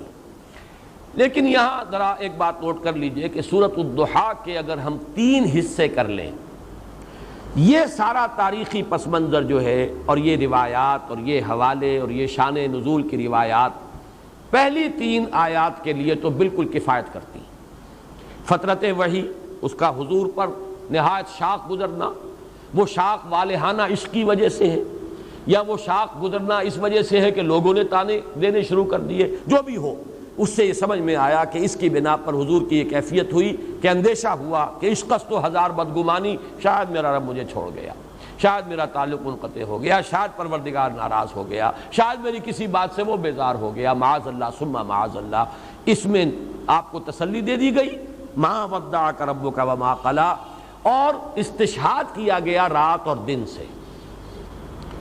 دیکھیے ہمارا سارا نظام جو چل رہا ہے اس میں تضادات ہیں، روشنی بھی ضروری ہے، تاریکی بھی ضروری ہے، بلندی کا اپنا مصرف ہے اور پستی کا اپنا مقام ہے، رات کی اپنی حکمتیں اور مصلحتیں ہیں اور دن کی اپنی حکمت اور مصلحت ہیں۔ یہ تضادات جو چلا آ رہا ہے سورۃ الشمس سے لے کر پھر سورۃ اللیل، تضادات، اور ان تضادات میں خاص طور پر رات اور دن یہ تینوں صورتوں میں آ رہا ہے۔ یہاں پر تو رہی گئی صرف 2 چیزیں، والضحیٰ واللیل اذا سجا، باقی یہ کہ اور تمام چیزیں جو ہیں وہ پیچھے جو آ چکی ہیں۔ تو اس لیے یہ جیسے کہ ہمیں معلوم ہے کہ ہمارا یہ دنیا کا نظام رات اور دن ہی کے حوالے سے یہ حیات کا سلسلہ قائم ہے. ہماری ساری غذا ٹریس کریں گے تو عالم نباتات سے ہے. عالم نباتات کا سارا دار و مدار جو ان کا ریسپیریشن کا نظام ہے وہ دن اور رات میں جدا ہو جاتا ہے. ایک وقت میں وہ آکسیجن لے رہے ہیں اور کاربن ڈائی آکسائڈ چھوڑ رہے ہیں, ایک وقت میں کاربن ڈائی آکسائڈ استعمال کر رہے ہیں اور فوٹو سینتھیسس میں اس کو وہ اپنا گویا کہ یوں سمجھیے کہ را میٹیریل بنا رہے ہیں اور آکسیجن چھوڑ رہے ہیں. ریسپیریشن کا نظام جو ہے بالکل برعکس ہو گیا دن اور رات کا. اسی سے سارا عالم نباتات کا نظام ہے, اسی سے ہمارا یہ غذا کا معاملہ. چاہے بکری کا گوشت ہم کھاتے ہیں تو بکری کا گوشت بھی اسی نباتات سے بنا ہے, وہی پتے ہیں اور وہی گھاس ہے کہ جو وہ کھا رہی ہے. لہذا پھر اسی طریقے سے انسانی اپنی نفسیات ہے, تکان اسے طاری ہوتی ہے, اضمحلال ہو جاتا ہے. آپ کو معلوم ہے کہ مسلسل روشنی کے سامنے بٹھانا یہ تو ٹارچر کا ذریعہ ہے. جیسے کہ انویسٹیگیشن کے اندر بھی, انٹروگیشن میں بھی ٹارچر ہوتا ہے یہ کہ آپ کو مسلسل جگایا جائے اور روشنی جو ہے تیز وہ آپ کی آنکھوں پر ڈالی جائے, یہ تو ٹارچر ہو جائے گا. تو جیسے دن ضروری ہے رات بھی ضروری ہے, جیسے حرکت ضروری ہے ایسے ہی سکون بھی ضروری ہے, جیسے بھاگ دوڑ ضروری ہے ویسے ہی استراحت بھی ضروری ہے. اسی طرح نبی جیسے وحی کا آنا ضروری ہے ویسے ہی اس کا ایک وقفہ بھی ضروری ہے. آپ اس کا تحمل نہیں کر پائیں گے. لو انزلنا هذا القرآن على جبل لرأيته خاشعا متصدعا من خشية اللہ. اس پورے قرآن کو اگر ہم نے کسی پہاڑ پر اتار دیا ہوتا تو آپ دیکھتے کہ پھٹ جاتا اور وہ بیٹھ جاتا, دب جاتا اللہ کی خشیت سے, من خشیت اللہ. لہذا جیسے کہ میں آیت آپ کو سنا چکا سورۃ الفرقان کی, ہم نے تھوڑا تھوڑا کر کے نازل کیا. کذالک لنثبت به فؤادک ورتلناہ ترتیلا, تھوڑا تھوڑا کر کے اتارا ہے تاکہ آپ کا دل اس کو سہار سکے, تحمل کر سکے اور آپ کے دل کو اس کے ذریعے سے تثبیت حاصل ہو جائے. یہ گویا کہ دونوں چیزیں جو ہے یہ ایک دوسرے کے ساتھ ہیں, منسلک ہیں. تو یہ ہے والضحیٰ واللیل اذا سجا ما ودعک ربک وما قلی. لیکن اب جب ہم آتے ہیں اگلی 5 آیات پر, اس میں ایک اضافی کیفیت سامنے آ رہی ہے. یہ جو اب تسلی دی جا رہی ہے وَلَسَوْفَ يُعْطِيكَ رَبُّكَ فَتَرْضَىٰ وَلَلْآخِرَةُ خَيْرٌ لَكَ مِنَ الْأُولَىٰ أَلَمْ يَجِدْكَ يَتِيمًا فَآوَىٰ وَوَجَدَكَ ضَالًّا فَهَدَىٰ وَوَجَدَكَ عَائِلًا فَأَغْنَىٰ. اس کے پس منظر میں ایک دوسری کیفیت ہے, نا امیدی کی کیفیت. جیسے کہ میری محنت کا کوئی نتیجہ نہیں نکل رہا, ایک مایوسی اور بددلی کی کیفیت چھا رہی ہے. جیسے کہ پس منظر میں ہے سورہ طٰہٰ کی ابتدائی آیات کے, طٰہٰ ما انزلنا علیک القرآن لتشقیٰ. اس لیے ہم نے قرآن آپ پر نازل نہیں کیا کہ آپ ناکام اور نامراد ہوں, آپ بامراد ہوں گے, کامیاب ہوں گے, کامیابی آپ کے قدم چومے گی. یہی پس منظر ہے جو اس آیہ مبارکہ کے پس منظر میں ہے, یہی کیفیت کہ ان الذی فرض علیک القرآن لرادک الی معاد. اے نبی, جس نے آپ پر قرآن کی ذمہ داری ڈالی ہے, یہ بوجھ ڈالا ہے, انا سنلقی علیک قولا ثقیلا, تو وہ آپ کو چھوڑنے والا نہیں ہے, وہ تو آپ کو انگلی پکڑ کر لے جائے گا, لوٹائے گا بہت اعلیٰ جگہ پر, لوٹنے کی بہت عمدہ جگہ پر. یہ میں اس کی وضاحت کر چکا ہوں. اس کا عام مفہوم تو یہ سمجھا گیا ہے کہ مکے میں واپس لے آئے گا. ہجرت کے وقت جو حضور پر شاخ گزر رہا تھا, خانہ کعبہ سے جو اب دوری ہو رہی تھی, تو اس میں تسلی دی گئی ہے. لیکن دوسرا مفہوم بھی موجود ہے ہمارے متقدمین کے ہاں, مفسرین کے ہاں موجود ہے, اسلاف کے ہاں, کہ اس سے مراد معاد سے یعنی یہ کہ ایک نہایت شاندار اور تابناک انجام ہے کہ جو آپ کا منتظر ہے, اور آپ جو ہے کہ ناکام اور خائب اور خاسر نہیں ہوں گے معاذ اللہ. یہ ری ایشورنس جو ہے اس کی کیفیت بالکل جدا ہے. اس میں رات اور دن کا مسئلہ نہیں ہے. رات اور دن کا مسئلہ وہاں تو بات بالکل فٹ بیٹھتا ہے کہ وحی کے نزول میں بھی حکمت ہے اور وحی کی فطرت جو ہے وہ بھی حکمت پر مبنی ہے. جیسے رات ضروری ہے دن بھی ضروری ہے, جیسے دن ضروری ہے رات بھی ضروری ہے, اسی طریقے سے وحی کی آمد بھی اپنی جگہ اور وحی کی فطرت اور اس کا وقفہ بھی اپنی جگہ پر ہے. یہ تو دونوں چیزیں جو ہے رات اور دن کے حوالے سے بالکل واضح ہو. لیکن یہاں جیسا کہ میں نے عرض کیا, اس میں زیادہ جھلک ہے جیسے اعصابی اضمحلال ہو جاتا ہے, ری ایشورنس کی ضرورت ہوتی ہے. اب یہاں دیکھیے, میں بغیر تشبیہ کہوں گا لیکن ہے تو وہ تشبیہ, اس کو آپ کہیں بھی حضور صلی اللہ علیہ وسلم کے اوپر اپلائی نہ کیجئے.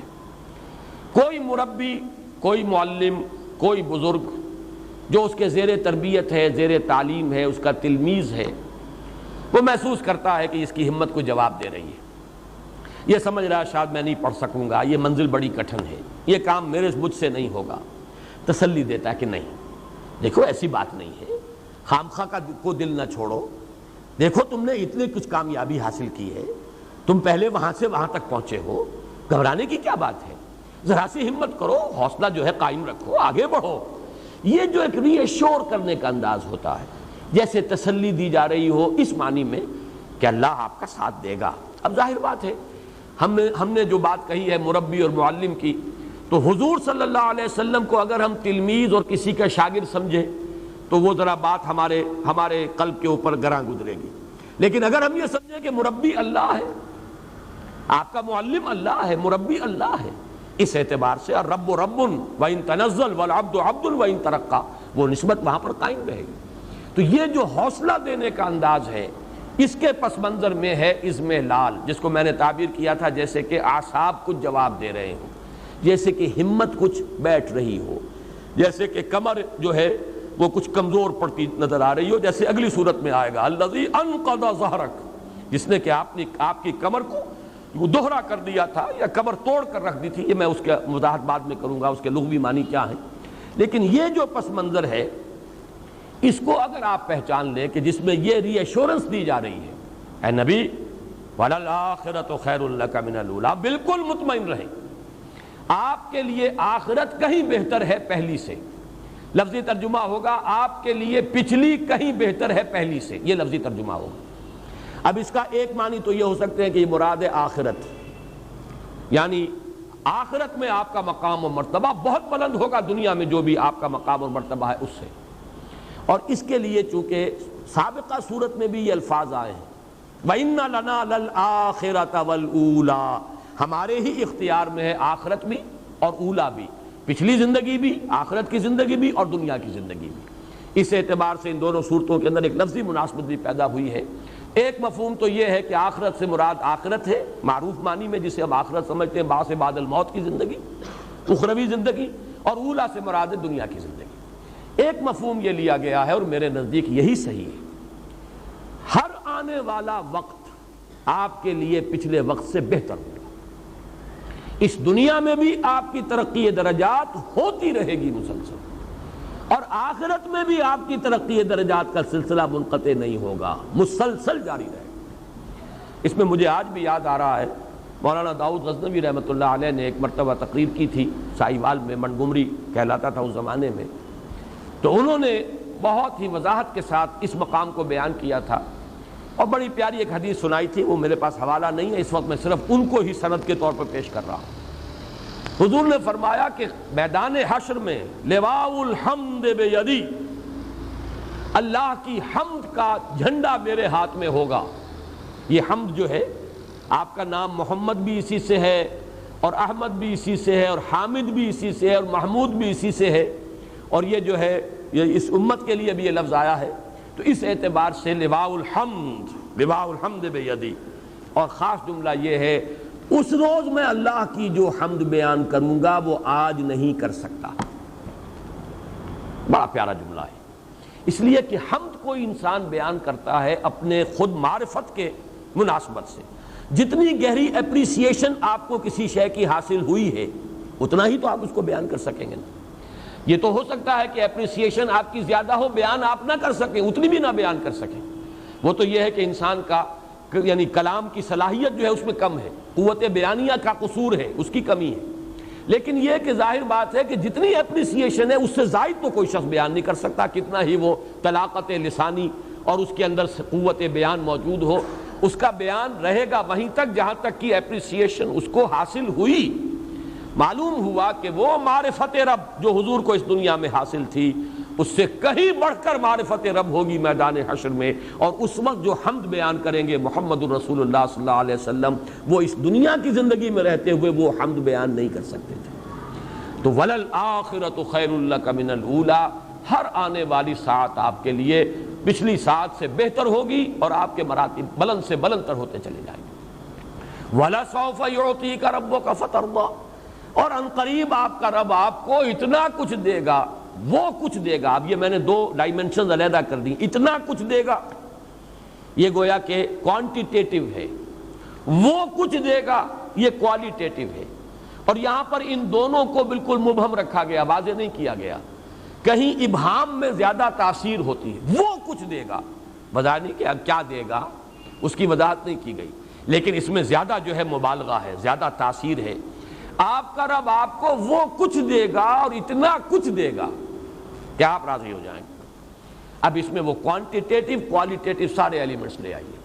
اس میں وہ چیز بھی لے آئیے، دنیا میں آپ کو کامیابی ہوگی، آپ فاتح کی حیثیت سے مکے میں داخل ہوں گے. وہ وقت آئے گا کہ یہی قبائل عرب جو ہیں یدخلون فی دین اللہ افواجا، اللہ کے دین میں فوج در فوج داخل ہوں گے. پھر آپ کی امت کے ہاتھوں قیصر و کسریٰ کی سلطنتیں جو ہے وہ زیر ہوں گی اور وہاں پر جھنڈے گاڑے جائیں گے. آپ کے خلفائے راشدین کے زمانے میں کہاں سے کہاں تک بات پہنچ جائے گی. تو میں عرض کر رہا تھا کہ حضور نے فرمایا میرے لیے پوری زمین لپیٹ دی گئی، یہاں تک کہ میں نے اس کے مشارق اور مغارب سب دیکھ لیے، مشرق و مغرب سب میرے سامنے آ گئے. اور جو کچھ میں نے دیکھا ہے زمین کا حصہ، وہاں پر میری امت کی حکومت قائم ہو کر رہے گی. یہ بھی گویا کہ وہی ایک نوید ہے، وَلَسَوْفَ يُعْطِيكَ رَبُّكَ فَتَرْضَىٰ. پھر یہ کہ آخرت میں جو مقام ہوگا خود آپ کو ذاتی طور پر مقام محمود پر فائز کیے جائیں گے. پھر یہ کہ آپ کے لیے شفاعت کبریٰ، جس کی کہ احادیث کے اندر صراحت آئی ہے. تو اے نبی آپ راضی ہو جائیں گے. جب میں پہلے بیان کر چکا ہوں کہ وہاں حضرت ابو بکر سے خطاب تھا تو وَلَسَوْفَ يَرْضَىٰ، یہاں وَلَسَوْفَ يُعْطِيكَ رَبُّكَ فَتَرْضَىٰ. اب اس میں تفاصیل کا جتنا بھی ہے رنگ وہ بھر لیجئے، کیا کچھ اللہ نے دیا اور کیا کچھ جو ہے ابھی آخرت میں محمد الرسول اللہ صلی اللہ علیہ وسلم اور آپ کی امت کے لیے کیا کیا مدارج ہیں اور کیا کیا رتبے ہیں جو اللہ نے رکھے ہیں. أَلَمْ يَجِدْكَ يَتِيمًا فَآوَىٰ. یہ جب 3 آیتیں آ رہی ہیں یہ بھی وہ انداز ہے، دیکھو ہم نے تمہارا ساتھ کبھی چھوڑا ہے پہلے؟ غور کرو اپنی سابقہ زندگی پر. جو تمہارا رب تمہیں ان مراحل سے گزار کر لایا، کہ آئندہ تمہارا ساتھ چھوڑ دے گا؟ یہ بھی جیسا کہ میں نے عرض کیا ہے کہ یہاں بھی تھوڑا سا آدمی کی زبان لڑکھڑاتی ہے کہ نبی اکرم صلی اللہ علیہ وسلم کو بھی ان چیزوں کے حوالے سے تذکیر کی ضرورت تھی. ہمارا ذہن قبول کرنے سے آپ کی خاص مقام و مرتبے کے اعتبار سے ذرا یہاں رکتا ہے، رکاوٹ محسوس کرتا ہے. سامنے کی باتیں ہیں بالکل، لیکن یہ کہ یہ سامنے کی باتیں جیسے کسی طالب علم کو کوئی استاد یاد دلاتا ہے، وہاں تو بات سمجھ میں آتی ہے، لیکن محمد الرسول اللہ صلی اللہ علیہ وسلم کو بھی کیا یہ باتیں اس طور سے یاد دلانے کی ضرورت تھی؟ یہاں آ کر ذرا طبیعت جو ہے رکتی ہے. بہرحال اس پر میں عرض کروں گا اس کی توجیہ کیا ہے. اس وقت یہ سمجھ لیجئے یہ حضور کی حیات طیبہ کے 3 ادوار ہیں جن میں اللہ کی رحمت اور شفقت جو ہے حضور پر، اللہ کی عنایت خصوصی حضور پر 3 مختلف صورتوں میں جو ہے وہ شامل حال ہوئی. اس کے حوالے سے بلکہ نوٹ کر لیجئے، میں نے کبھی سیرت کی تقریر میں یہ عرض کیا تھا کہ حضور کی پوری حیات دنیاوی 6 آیات کے حوالے سے 6 چیپٹرز میں 6 آیات کے زیر عنوان لائی جا سکتی ہے. 3 آیات یہ ہیں اور 3 آیات سورہ مدثر کی. آپ کا پہلا حصہ زندگی کا وہ ہے، یوں سمجھیے کہ 10-12 برس تک کی زندگی. پیدائش ہو رہی ہے والد کے انتقال کے بعد، چند سال کے ہیں کہ والدہ کا سایہ سر سے اٹھ گیا، مزید 2 سال گزرے کہ دادا بھی اللہ کے ہاں گئے.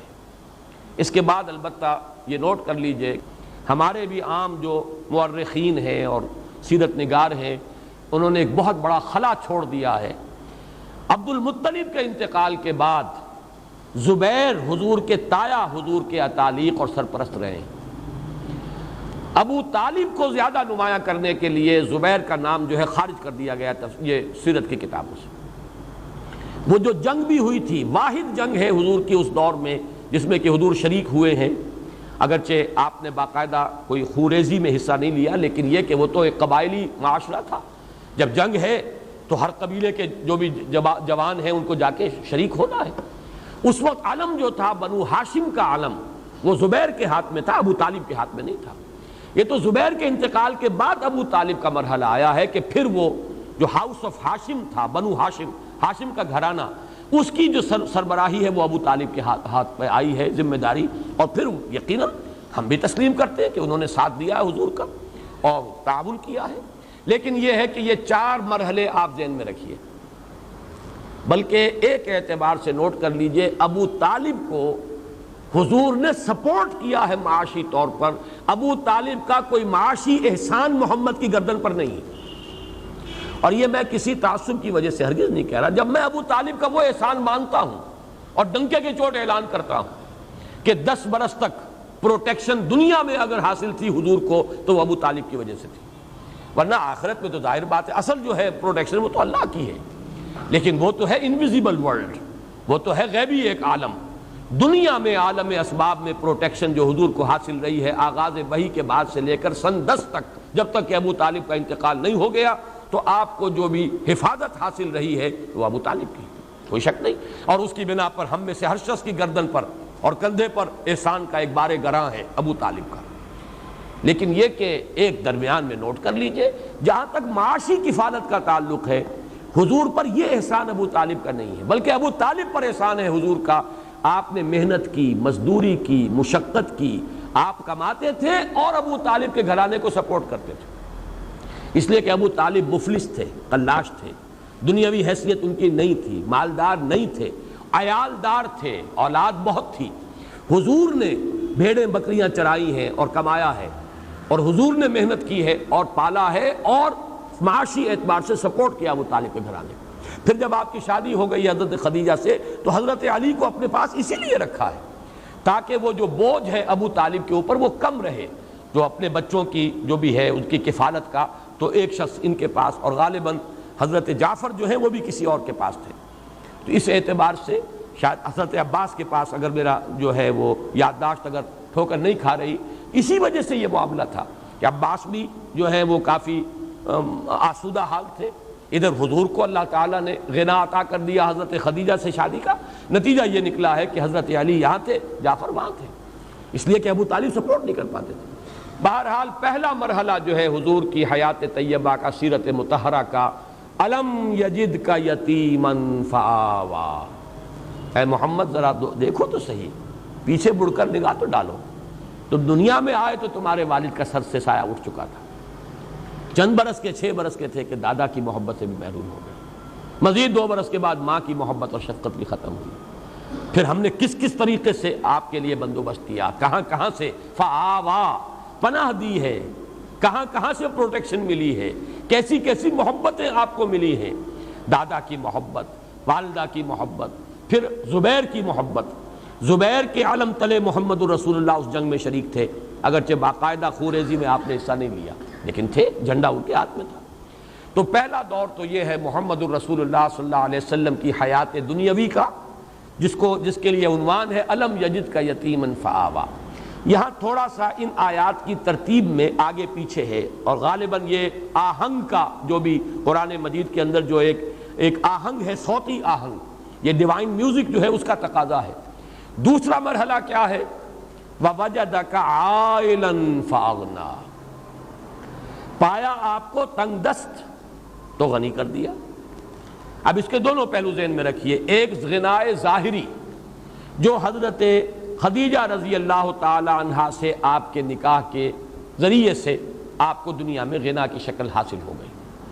اب یہ کہ دولت ہے، سرمایہ ہے، وفادار بیوی ہے، جان چھڑکنے والی بیوی ہے، اپنی ساری دولت جو ہے آپ کے قدموں میں لا ڈالی ہے۔ وہ واقعات میں نے آپ کو سنائے ہیں، امام راضی نے کوٹ کیا ہے۔ ایک موقع پر حضور کہیں باہر گئے، ابھی وحی کا آغاز نہیں ہوا تھا وہ دور، اس لیے کہ 15 برس ہیں آپ کی ازدواجی زندگی کے، جبکہ ابھی وحی شروع نہیں ہوئی۔ 25 برس کی عمر میں آپ کا نکاح ہوا حضرت خدیجہ سے، اور 40 برس کی عمر میں وحی کا آغاز ہوا، تو یہ 15 برس ہے۔ یا اس میں سے کوئی تھوڑا سا وقت نکال لیجئے، وہ میں تیسری آیت کے ذیل میں لاؤں گا جو یہاں درمیان میں آئی ہے۔ تو بہرحال 12-13 برس کا یہ مرحلہ بھی ذہن میں رکھیے۔ یہ آپ نے خوشحالی کا، اطمینان کا، ایک وفادار بیوی ہے نکاح میں، بچے بھی اللہ نے دیے ہیں، اگرچہ بیٹے ہوئے وہ لے لیے، بیٹیاں ہیں، ہرا بھرا گھر ہے، دولت ہے، آسائش ہے، عزت ہے، آپ کی تجارت ہے، آمد و رفت ہے۔ اس کا واقعہ وہ آتا ہے جو امام راضی نے نقل کیا ہے کہ حضور ایک مرتبہ نکل گئے ذرا مکے سے باہر، کوئی وادی میں آپ نے دیکھا کوئی قبیلہ ٹھہرا ہوا تھا، بہت مفلوق الحال لوگ، بدن پر کپڑے نہیں، اور فاقوں سے معلوم ہوتا تھا سوکھ کر کاٹا ہوئے۔ دیکھ کر آپ آ گئے، کپڑا لے کر لیٹ گئے، ایک کیفیت حزن کی اور ملال کی۔ حضرت خدیجہ نے پوچھا کیا معاملہ ہے، آپ کی طبیعت ناساز نہیں، کیا معاملہ ہے؟ فرمایا کہ میں گیا تھا باہر، میں نے دیکھا ایک ایسے لوگ ہیں اور میرے پاس کوئی دولت نہیں ہے کہ میں ان کی مدد کر سکوں۔ تو حضرت خدیجہ نے کہا کہ اچھا آپ جائیے فلاں فلاں لوگوں کو لے آئیے، بلا لائیے ذرا، مکے کے بڑے بڑے لوگ، اور ان میں الفاظ ہیں کہ فیہم الصدیق، حضرت ابوبکر کو بھی بلایا گیا، وہ بھی نمایاں لوگوں میں سے تھے، وہاں کی جو ہائرارکی ہے اس میں بھی ان کا مقام تھا، وہ بھی آئے ہیں۔ تو بہت سے لوگ جو آ گئے، جمع کر لیا، اتنی دیر میں اتنا بڑا ڈھیر اشرفیوں کا حضرت خدیجہ نے لگایا کہ جب حضور آ کر بیٹھے ہیں تو اس کے پیچھے چھپ گئے، اور پھر کھڑے ہو کر کہا حضرت خدیجہ نے آپ سب لوگ گواہ رہے ہیں میں نے یہ ساری دولت محمد کو دی، وہ جہاں چاہیں خرچ کریں۔ یہ ہے ان کی شان۔ تو یہ ظاہری غنا ہے، ابھی اس کو بھی آپ سمجھیے کہ یہ ظاہری غنا ہے۔ اصل غنا تو غنا النفس ہے، الغنا غنا النفس، وہ تو آپ کا قلب جو ہے وہ تو غنی ہمیشہ تھا اور ہمیشہ رہا، لیکن یہ کہ یہاں در حقیقت مراد جو ہے وہ غنا جو ہے وہ باطنی غنا نہیں۔ وَوَجَدَكَ عَائِلًا فَأَغْنَىٰ، پایا آپ کو تنگ دست تو آپ کو غنی کر دیا۔ یہ وہ زندگی کا دوسرا دور ہے۔ تیسرا دور وہ ہے، یہ ہے در حقیقت ایک اعتبار سے بڑا سخت دور جو حضور پر گزرا ہے، اس کو آپ کہہ سکتے ہیں فلسفیانہ غور و فکر کا دور ہے۔ دیکھیے اس کو ایک انداز سے ذرا حضور کے مقام و مرتبے کے اور آپ کے ذکر سے تو یہ چیز پھر غیر متناسب اور نامناسب نظر آتی ہے، لیکن بات کو سمجھیے۔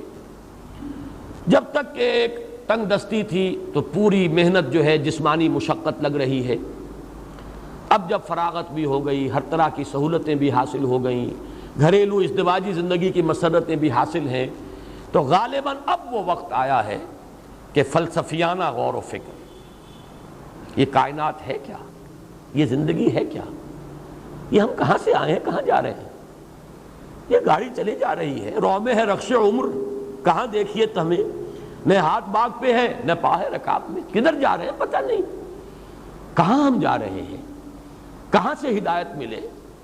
پھر یہ جو پستی ہے اخلاقی، اب ظاہر بات ہے جو خود اخلاق کی اس بلندی پر فائز ہو، اسے جو اپنے معاشرے میں پستی نظر آ رہی تھی، یہ لوگ کس درجے دنات اور کس درجے کمینگی کا مظاہرہ کر رہے ہیں، کیسی درندگی کا مظاہرہ ہو رہا ہے، غلاموں پر جو ظلم و ستم ہو رہا ہے، لوگوں کے اندر جو ہے اخلاق کا شمع نہیں رہا، یتیموں کو دھکے دیے جا رہے ہیں، بھوکوں کو کھانا کھلانے والا کوئی نہیں ہے، یہ سب کچھ جو ہو رہا ہے فحاشی ہے۔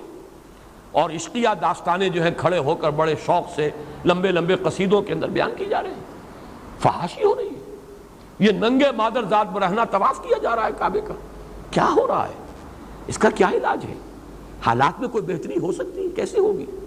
ایک سلیم الفطرت انسان ایک طرف تو اپنے ماحول کو دیکھ کر کڑ رہا ہے، سوچ رہا ہے اس کا حل کیا ہے، ہو بھی سکے گا حل کہ نہیں، کوئی امکان ہے اس کے درست ہونے کا؟ پھر یہ کہ مجھے کہاں سے ہدایت ملے، یقین والی دولت کہاں سے ملے، یہ ساری چیزیں وہ ہیں جو فلسفیانہ غور و فکر کا ایک بڑا شدید مرحلہ محمد الرسول اللہ پر گزرا ہے۔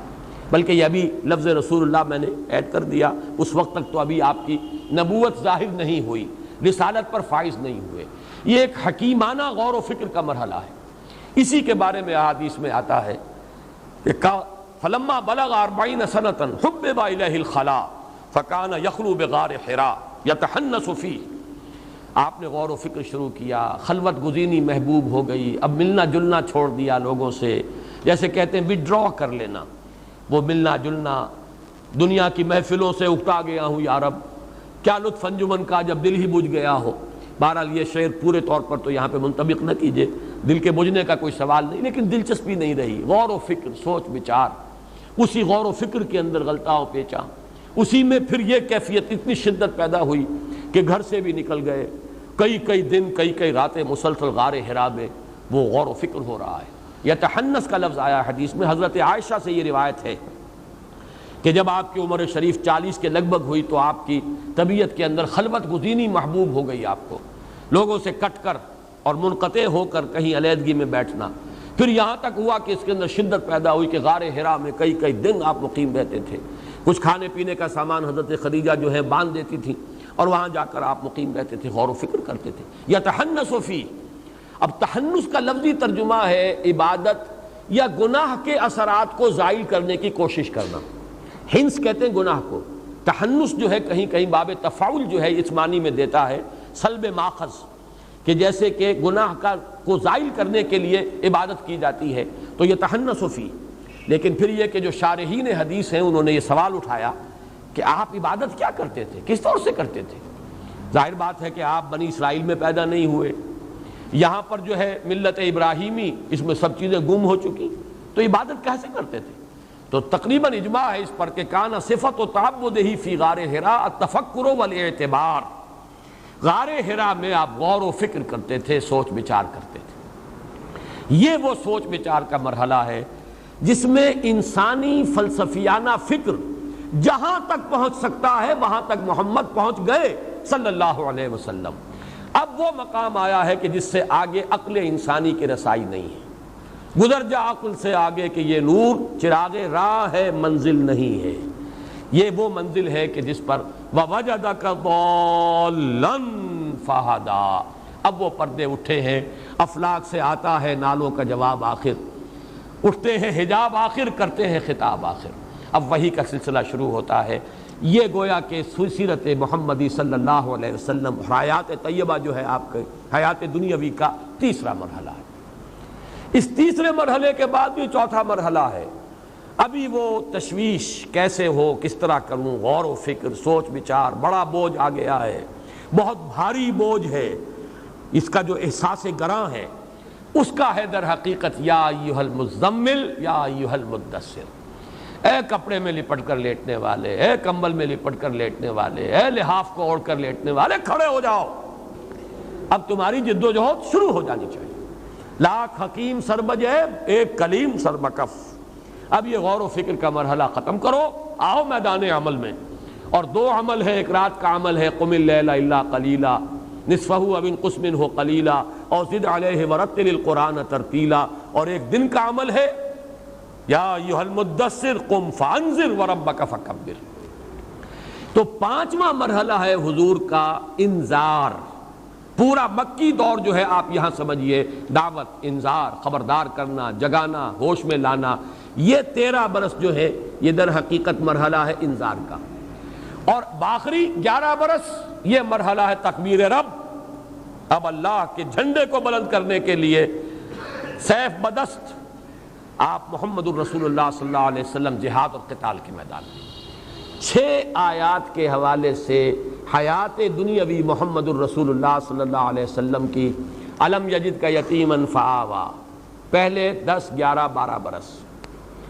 ووجدک عائلا فاغنا، یہ وہ درمیانی حصہ.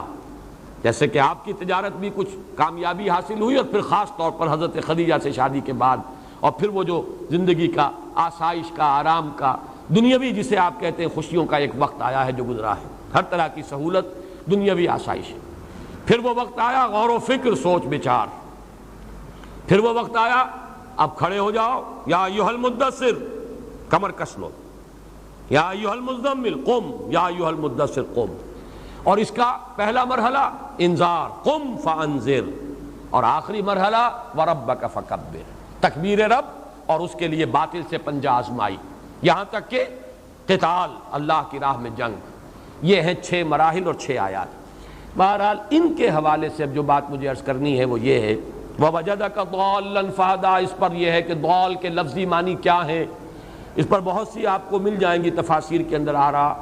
ضال کے معنی جو ہے یہ سمجھ لیجئے ایسا شخص بھی ہو سکتا ہے جو راہ سے بھٹک گیا ہو، لیکن اس کا بھٹکنا شرارت نفس کی وجہ سے نہ ہو، مغالطے کی وجہ سے. خلوص میں بھی تو آدمی غلطی کر بیٹھتا، جیسے کہ ضالین اور مغضوب علیہم، یہ سورہ فاتحہ میں جو آخری 2 آیات ہیں ان کا تعلق کن سے ہے؟ مغضوب علیہم یہود، جنہوں نے اپنی شرارت نفس، محبت دنیاوی کی بنیاد پر ٹھوکر کھائی. ضالین نصارہ، جنہوں نے محبت میں غلو کیا حضرت عیسیٰ علیہ السلام کے، اور رہبانیت میں غلو کیا، ترک دنیا میں غلو کیا. ظاہر بات ہے یہ دونوں چیزیں بدنیتی پر نہیں ہیں، چاہے وہ عقیدت اور محبت کا غلو ہے وہ بدنیتی نہیں ہے. اگر رہبانیت کا راستہ اختیار کیا وہ بھی بدنیتی نہیں ہے، نیک نیتی کے ساتھ راستے سے بھٹک جانا یہ بھی لفظ ضال کا مصداق ہے۔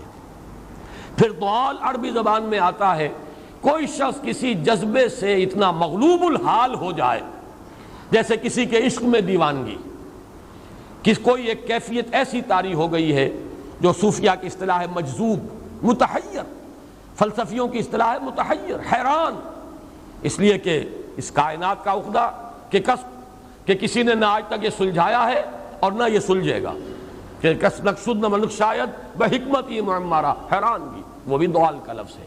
آدمی حیران کھڑا ہو ادھر جاؤں یا ادھر جاؤں، یہ بھی ضال ہے۔ راستہ ابھی واضح نہیں ہے، ابھی راستے کی تلاش میں ہے، یہ بھی ضال ہے۔ کوئی کسی کی محبت جو ہے اس درجے سوار ہو گئی ہے کہ اپنا ہوش نہیں رہا، اپنے جو ہے اپنے نہ پیٹ کا خیال ہے، نہ اپنی بھوک کا خیال ہے، نہ اپنے آرام کا خیال ہے، یہ بھی لفظ ضال کا مصداق ہے۔ یہاں پر ان تمام میں سے آئے گا تلاش حقیقت میں سرگرداں، وہ فلسفیانہ غور و فکر کا مرحلہ جو محمد الرسول اللہ صلی اللہ علیہ وسلم نے غار حرا میں طے کیا ہے۔ وَوَجَدَكَ ضَالًّا فَهَدَىٰ۔ اب اس پر جو بات مجھے عرض کرنی ہے، اور یہ میں محسوس کر رہا ہوں کہ آج ہمیں سورۃ الضحیٰ ہی پر اکتفا کرنی پڑے گی، سورۃ الانشراح جو ہے وہ اب کل ہم پڑھیں گے انشاءاللہ، لیکن اس کو ہم مکمل کر لیں گے۔ ان دونوں کیفیات کو جمع کر لیجئے۔ پہلی کیفیت وہ یہ احساس کہ میرے رب نے کہیں مجھے چھوڑ تو نہیں دیا، یہ تشویش، یہ اضطراب کہ عشقست و ہزار بدگمانی۔ دوسرا احساس یہ کامیاب ہو سکوں گا، اتنا بڑا بھاری بوجھ اٹھا سکوں گا، کیا یہ مشن، اس کی ذمہ داری میں ادا کر سکوں گا، یہ دوسری تشویش ہے۔ اور اس میں ہمت کا کچھ جواب دے جانا، جیسے کہ نیورستھینیا کا لفظ میں نے استعمال کیا۔ ان دونوں کیفیات کو جمع کیجئے تو اب صوفیہ کی ایک اصطلاح کے حوالے سے بات سمجھ میں آئے گی۔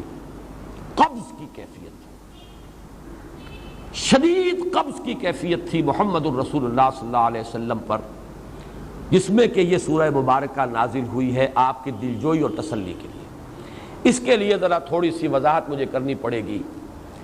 دیکھیے، انسانوں کی اکثریت تو ان پر مشتمل ہے جو بے حس ہوتے ہیں اور غبی ہوتے ہیں، جو ہو جائے ڈھیٹ انسان، کسی چیز کی کوئی خاص، بس اپنی فکر ہے، اپنے بطن اور فرج کے تقاضے ہیں، مال جمع کرنا ہے، اس سے آگے کوئی اور فکر نہیں، کوئی سوچ نہیں، کوئی احساسات نہیں۔ کسی کے دل پر کیا بیت رہی ہے ہمیں کیا، وہ جانے۔ کوئی بھوکا ہے ہمیں کیا۔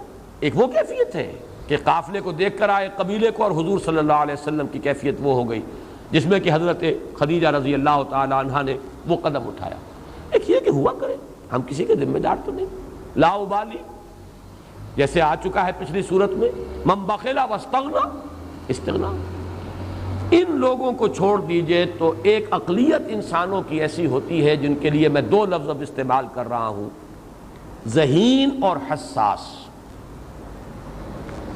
ذہین اور حساس لوگوں میں قبض اور بسط کی کیفیت، یہ مختلف سائیکلز ہیں جو آتی رہتی ہیں۔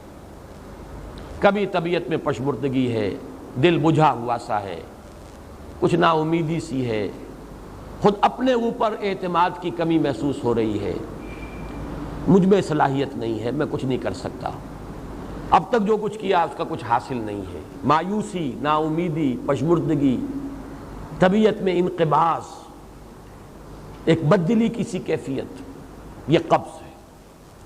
کبھی اچانک ہم محسوس کرتے ہیں جیسے بادل آئے تھے اور چلے گئے، جیسے مطلع صاف ہو گیا۔ یہ ساری چیزیں انٹرنسک ہیں، ضروری نہیں کہ خارج کے اندر کوئی حالات بدلے ہوں، حالات وہی ہوں گے لیکن انسان کی داخلی کیفیت بدل جاتی۔ اب ایک جذبہ بھی ہے، امنگ بھی ہے، امید بھی ہے، روشن پہلو نظر آ رہے ہیں۔ قبض کی کیفیت میں تاریک پہلو نظر آتے ہیں، مایوسی کے پہلو نظر آتے ہیں، پیسیمزم کی کیفیت۔ اور یہ جو بسط کی کیفیت ہے اس میں روشن پہلو، دیکھو یہ بھی تو ہے نا، آخر یہ بھی تو ہوا ہے، اور بھی ہو سکتا ہے، آخر اب تک میں نے یہ کام بھی تو کر لیا، آگے بھی مشکل آسان ہو سکتی ہے۔ یہ دو کیفیات ہیں قبض اور بسط کی، جن کو کہ صوفیاء کرام نے یہ اصطلاحات، یہ عنوان دیے، قبض اور بسط۔ جتنی انسان کے اندر حساسیت کی کیفیت زیادہ ہوگی، ذہانت زیادہ ہوگی، اتنا ہی یہ جو ویوز ہیں اس کی ایمپلیٹیوڈ زیادہ ہوتی ہے۔ کم ذہین انسان ہے، کم حساس ہے، آئیں گے تو صحیح ہے، لیکن یہ کہ وہ ویو جو ہے اس کا ایمپلیٹیوڈ جو ہے اس کے اندر اوپر اور نیچے کی کیفیت زیادہ نہیں ہوگی۔ لیکن جتنا یہ معاملہ بڑھتا ہے یہ جو ویو ہے اس کی ایمپلیٹیوڈ بڑھتا چلا جاتا ہے۔ لیکن نارمل انسان کا معاملہ یہ ہے کہ یہ حدود کے اندر رہے، اسی کی ایک کیفیت جو ہے اب نارمل جب ہو جاتا ہے یہی ہے جو جدید ہماری جو سائیکولوجیکل میڈیسن ہے اس میں اسے مینیکس ڈپریسو سائیکوسس کہا جاتا ہے۔ مایوسی ہوئی تو اتنی ہوئی کہ جیسے کمر ٹوٹ کر رہ گئی، اور اسی ڈپریشن میں ہوتی ہیں خودکشیاں، خودکشی کر جاتا ہے ڈپریشن۔ کچھ روشن پہلو نظر ہی نہیں آ رہا، کوئی امید کا پہلو نظر ہی نہیں آ رہا، کوئی صورت نظر نہیں آتی، کوئی امید بر نہیں آتی، کس طرف جاؤں، کدھر دیکھوں، کسے آواز دوں، اے ہجوم نامرادی دل بہت گھبرائے ہیں۔ اور جب آدمی محسوس کرتا I can't face these realities، یہ commits suicide۔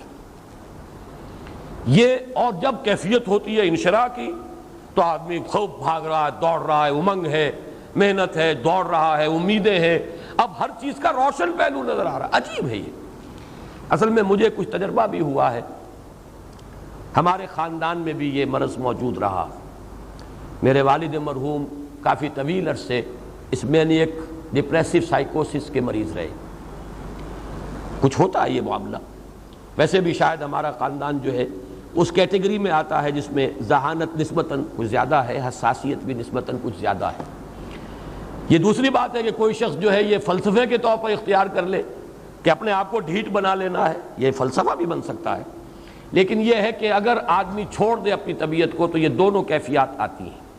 انہی کیفیات میں اگر یہ جو اپورڈ اینڈ ڈاؤنورڈ موومنٹ ہے یہ ایک حد سے نکل جائے تو یہ بیماری ہے مینیک سائیکوسس، مینیک ڈپریسو سائیکوسس۔ اس میں جب آدمی ہوتا ہے وہ اپر کیفیت میں تو اس کے اندر بڑی عظیمت ہے، روشنی ہے، امید ہے، لوگوں سے گفتگو کر رہا ہے، ہنس بول رہا ہے، خوب جو ہے محفل کے اندر، اب وہ محفل میں اسے دلچسپی محسوس ہو رہی ہے اور اسے ہر چیز کا روشن پہلو نظر آ رہا ہے، خود اپنے وجود کا بھی روشن پہلو، دوسروں کے وجود کا بھی، دوسروں کی بات میں سے بھی وہ اچھا پہلو تلاش کریں گے، وہ برا پہلو تلاش نہیں کریں گے۔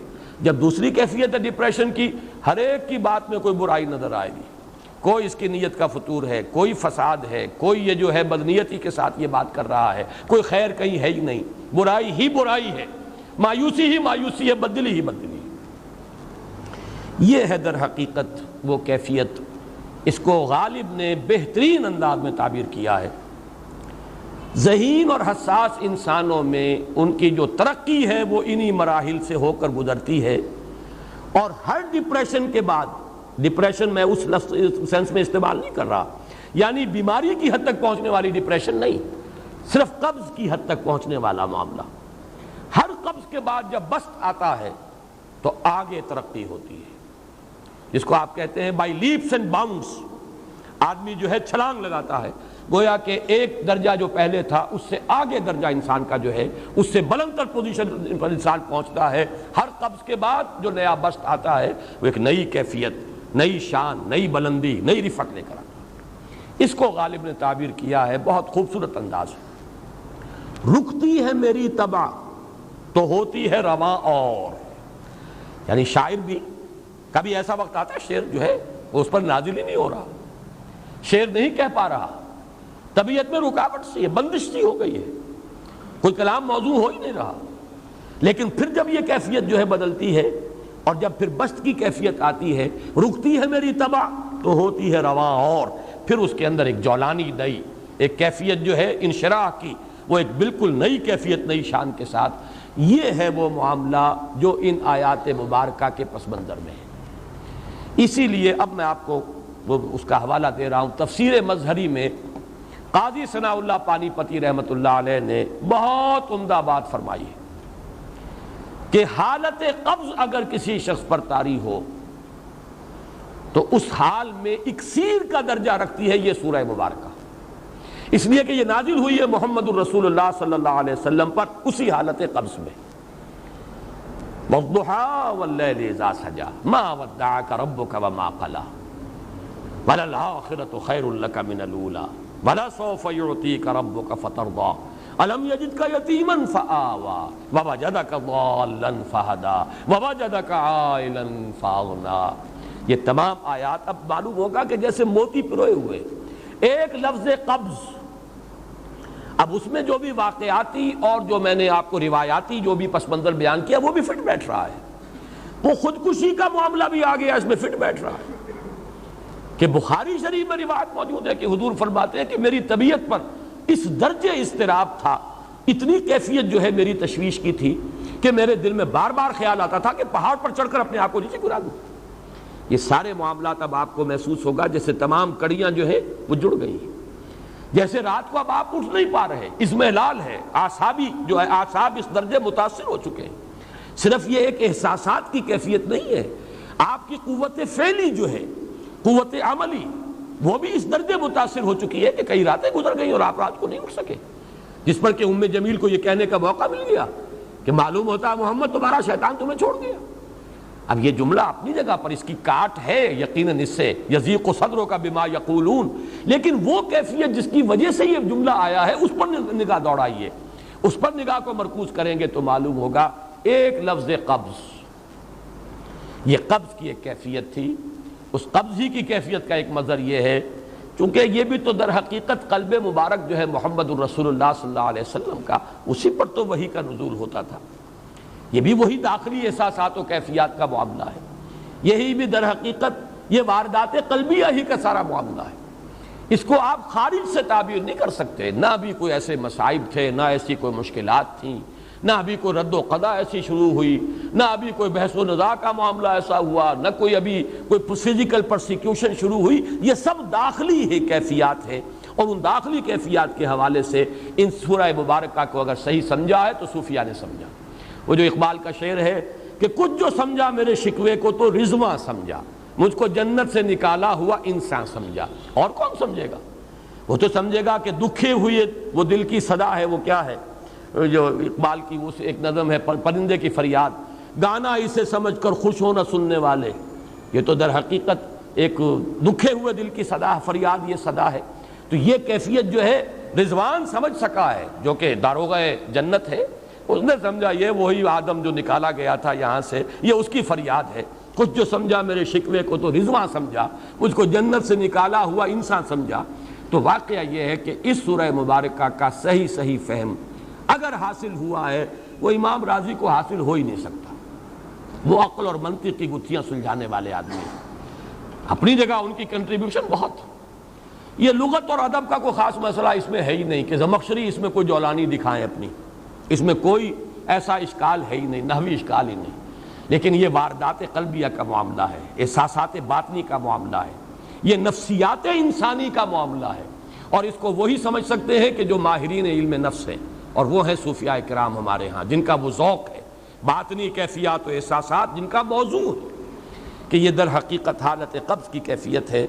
اور اسی کے حوالے سے آج جو میں آخری بات عرض کر رہا ہوں وہ یہ ہے کہ میں نے آج، آپ نے نوٹ کیا ہوگا، شروع میں معمول کے خلاف ایک اضافی دعا بھی مانگی تھی۔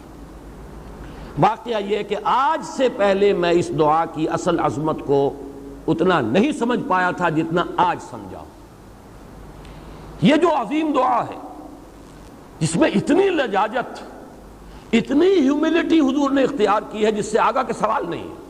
اللہم انی عبدک وابن عبدک وابن امتک، اے اللہ میں خود تیرا بندہ ہوں، میرا باپ بھی تیرا ادنا غلام، میری ماں تیری ادنا کنیز، فی قبضتک، میرا پورا وجود تیرے قبضہ قدرت میں ہے، تیرے ہی اختیار میں ہے، فی قبضتک ماضٍ فی حکمک، میرے پورے وجود میں تیرا ہی حکم جاری و ساری ہے، عدل فی قضاؤک، اور جو فیصلہ بھی تو میرے بارے میں کرے، جو بھی کرے وہ عدل ہے، انصاف ہے، کہ ہر چہ ساقی ما ریخت عین الطاف، ماضٍ فی حکمک عدل فی قضاؤک، ناصیتی بیدک، میری پیشانی تیرے ہاتھ میں ہے، جدھر چاہے موڑ دے۔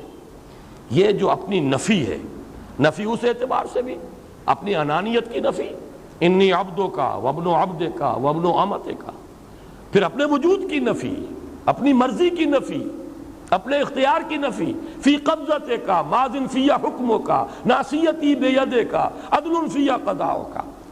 پھر دیکھیے واسطہ وہ دیا ہے جس سے اونچا واسطہ ممکن نہیں۔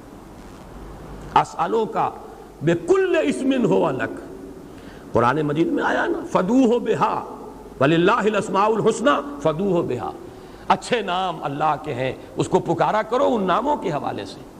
اب نام کہاں سے جمع کریں سارے؟ ایک میں اسألوں کا بکل اسم ہو لک، جو بھی تیرے نام ہیں، سمیت بہ نفسک، جن سے تو نے خود اپنے آپ کو موسوم کیا، او علمتہ احدا من خلقک، یا تو نے اپنی مخلوق میں سے کسی کو وہ نام سکھایا، او انزلتہ فی کتابک، یا وہ نام تو نے اپنی کسی کتاب میں نازل کیا، اب استاثرت بہ فی مکنون الغیب عندک، یا اس کو تو نے خود اپنے خزانہ غیب میں محفوظ رکھا ہوا ہے۔ تیرے وہ نام بھی ہیں جو تو نے کسی کو ابھی سکھائے ہی نہیں، تو نے اپنی کتاب میں کسی میں نازل ہی نہیں کیے، وہ تو تیرے خاص خزانے کے اندر وہ ابھی در مکنون ہے، وہ ابھی تیرے پاس موجود ہے۔ یہ اس سے بڑا اب واسطہ کیا ہوگا؟ مانگا کیا ہے؟ ذرا غور کیجئے، ان تجعل القرآن ربیع قلبی ونور صدری وجلاء حزنی وذہاب ہمی وغمی۔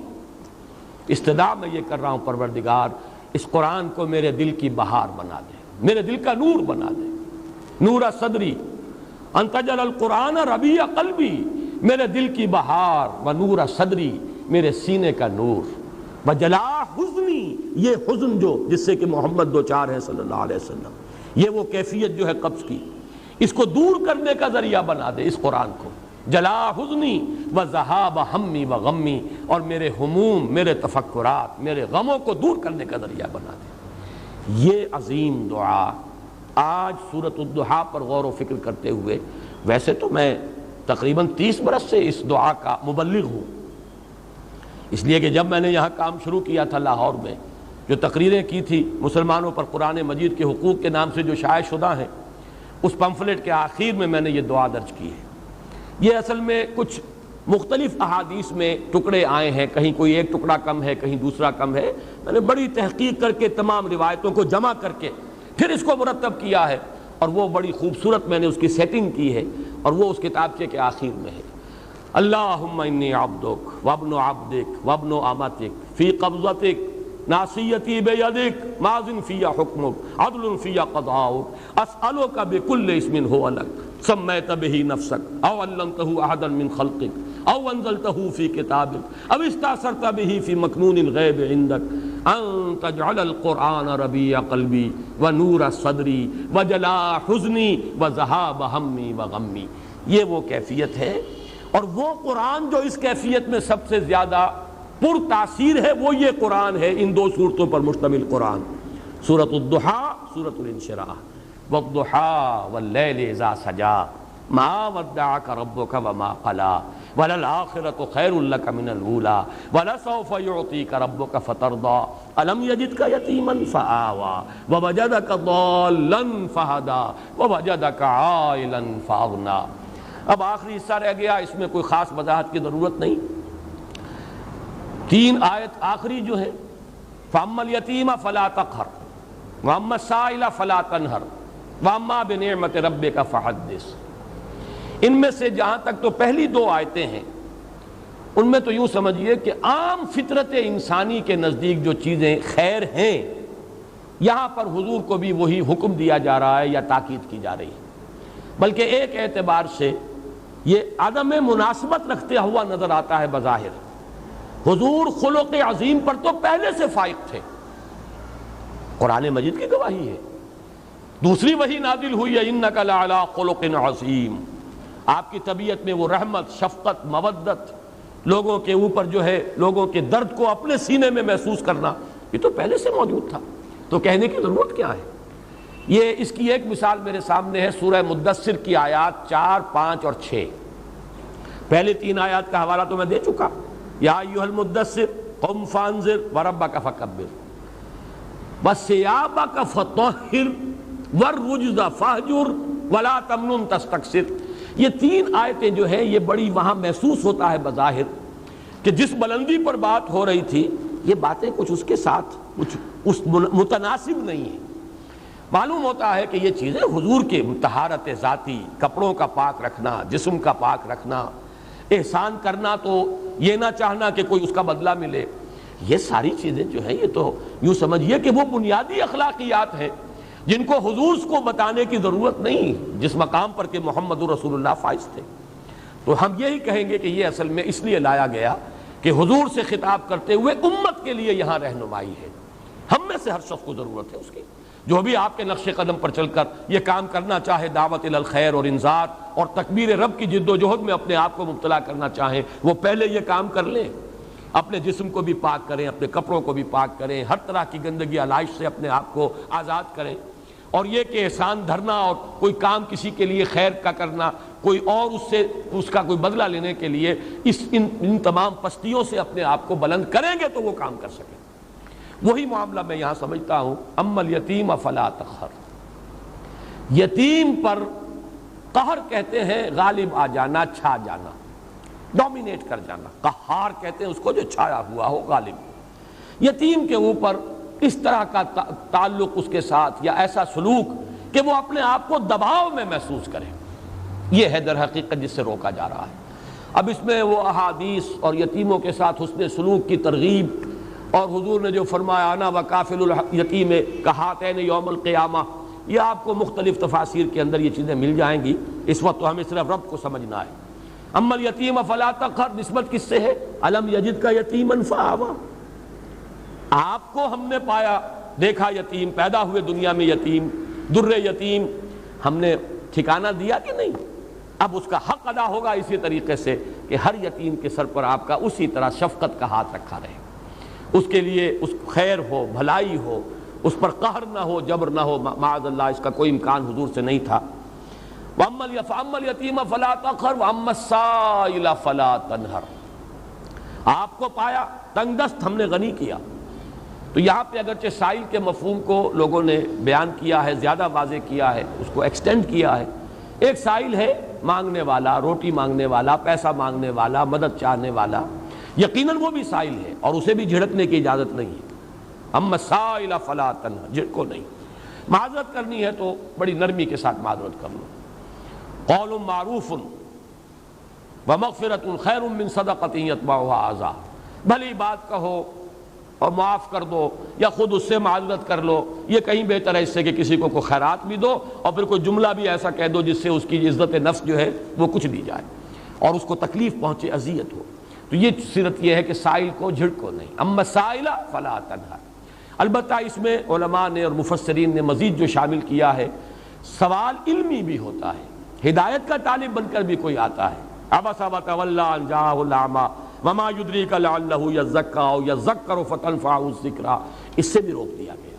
کوئی بھی طالب خیر بن کر آیا ہے، کوئی بھی اگر مرشد ہے اس کے پاس کوئی رشد و ہدایت کی نیت سے آیا ہے، اس سے اپنے آپ کو وابستہ کر رہا ہے. کوئی متعلم ہے جو کسی معلم اور استاد اور عالم کے ساتھ جو ہے اس کے سامنے زانو تلمس طے کر رہا ہے. کوئی مستفتی ہے کسی عالم سے یا مفتی سے فتویٰ طلب کر رہا ہے. کوئی الجھن ہے کسی کی علمی اور وہ اس کا حل چاہتا ہے. وَمَسَائِلَ فَلَا تَنْهَرْ. البتہ آخری آیت جو ہے وہ حضور صلی اللہ علیہ وسلم کی شخصیت مبارکہ کے اعتبار سے بالکل ہم وزن اور بالکل متوازن ہے. وَأَمَّا بِنِعْمَةِ رَبِّكَ فَحَدِّثْ، اور جو نعمت ہے آپ پر ہوئی ہے جو آپ کے رب کی طرف سے، اس کا خوب چرچا کرو، اسے خوب بیان کرو. حدث، بیان کرو، عام کرو، پھیلاؤ، چرچا کرو.